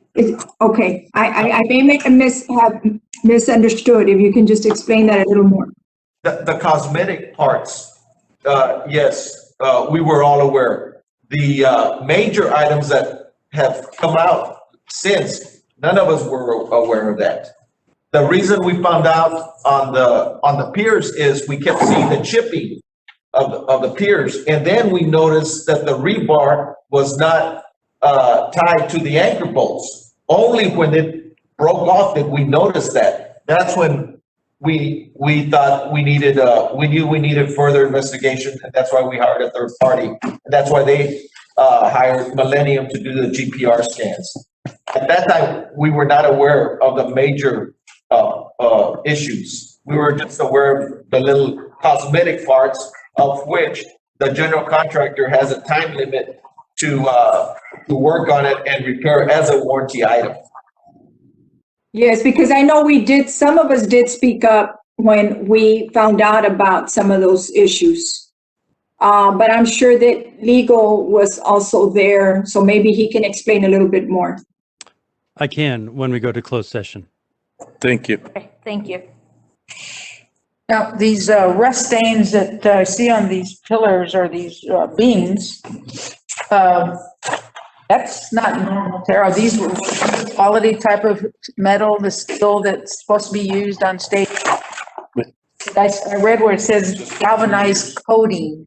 Is there, I'm not. It should have been galvanized, but we don't know if it was placed at the time or if it was properly placed. We just found this out when we did our walkthrough. Assessment, okay. You know, it needs to be addressed before it's worse. Yeah, within 3 years, I wouldn't think galvanized would be rusting like that. And I'm not a professional. Materials. Yeah. It's just disappointing to see this, such a beautiful stadium and what the intent was. Same.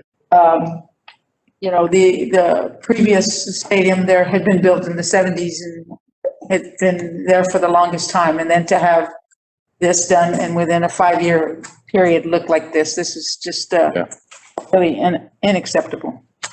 Were these licensed contractors? I mean, I'm just baffled by looking at this. Were they licensed contractors? Yes. Have to be. Yeah. Well, I'm just questioning it now as we see this. You're right. The good point. Okay, so let's fix it. What we need to do is fix the one that's, it needs fixing, and we need to hold the people that need to be held accountable for whatever we need to do. Liability guys, we need to, so let's go. So, Mr. Hanson, we could discuss this with you in executive? The legal part of it, we can discuss the legal part of it, not the specifics of what repairs should be made, et cetera, but the legal part that you're just asking about, for sure. Yeah. Okay, There's a lot of okay, legal thank you. Specifics, we were asking Mr. Ramos if he can give it to us for next week, right? And he said yes. The options. The options, the options. Thank you. That's what we need to do, and if he can do it. When you go into construction, you have a bond. Yeah. Right? Whoa. Have to have a bond, somebody that backs you up, Contractor. a contractor. Yes. So do we have is there any way anything like that can help us? I can discuss that with you in closed session. Okay? Mr. Hinojosa, this is my last question. Based on your experience, and I know I don't see why we have to wait till next week, but is it going to take longer than 90 days to fix it and get it ready for graduation? Work day and night. And you're just considering all the faults, everything that has to be fixed, considering the seriousness of this from the home side and the visitor side. Your experience, based on your experience and knowledge, do you think it's going to be ready within 3 months or a little bit more than 3 months? Because graduation is literally about 100 to 110 days away. I've seen it, that it can be done. And I think that would be one of the stipulations that you would put on your bids when you go out for bids. I mean, not only qualifications of the contractor or the price, say, okay, time is of the essence, you get this done, and I'm sure we could find somebody. There's plenty of contractors that are different. Mr. Hinojosa, I know that, last week they mentioned to us, I believe it was last week, that you had some type of an emergency and that's why you were not able to present. And I hope everything's okay with your family. I do ask, and I'm sure all the rest of the board members feel the same, just please, if you can work on this and have it ready for us for the next meeting, that would really, really help us out. Okay, I will. Okay. Thank you, sir. Other questions, concerns, anybody? Thank you. Thank you. Thank you. Thank you. Thank you. Thank you for having me. Thank you. Extra.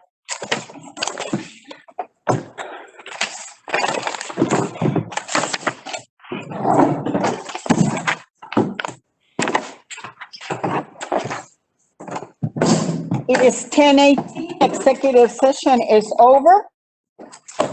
We're gonna start. Oh, we're gonna start. We're just. I'm going into executive. The special meeting is over. So now we go into executive session. Yes. You need to read that. You have to read the executive session. You have to read about Why do we have to wait? It's not only. Be able to say, Ya, si lo va a hacer, lo va a hacer. Si no, not only that, just say, this is what I did. Aaron, so that we can, I mean, things that I don't want to do. I want to do is what's it? And bring someone in. ¿Puedes o no puedes? Oh, what is it? And rush and do the shitty job. In accordance with the Texas Open Meeting Act, the board may enter into a closed meeting to deliberate any item that is listed above that fits within an exceptional listed in subchapter D. Any final action, decision, or vote on a subject deliberated in closed meeting will be taken in an open meeting held in compliance with the Texas Open Meeting Act. So.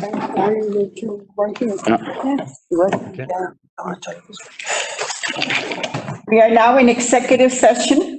Private consultation with board attorney, Texas Government Code 551.071. It is 10:20.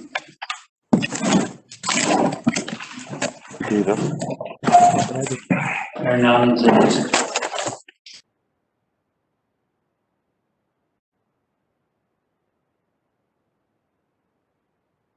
We are back from executive session.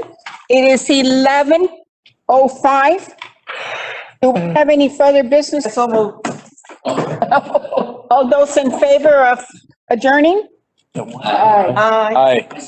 I didn't hear everybody. I didn't. Aye. Aye. All right. Okay. So this meeting is officially over, 11:05.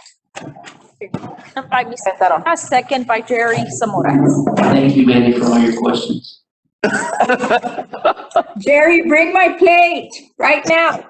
It's gone. It's already on PJs. I can see that.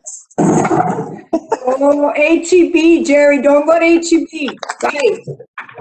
Oh.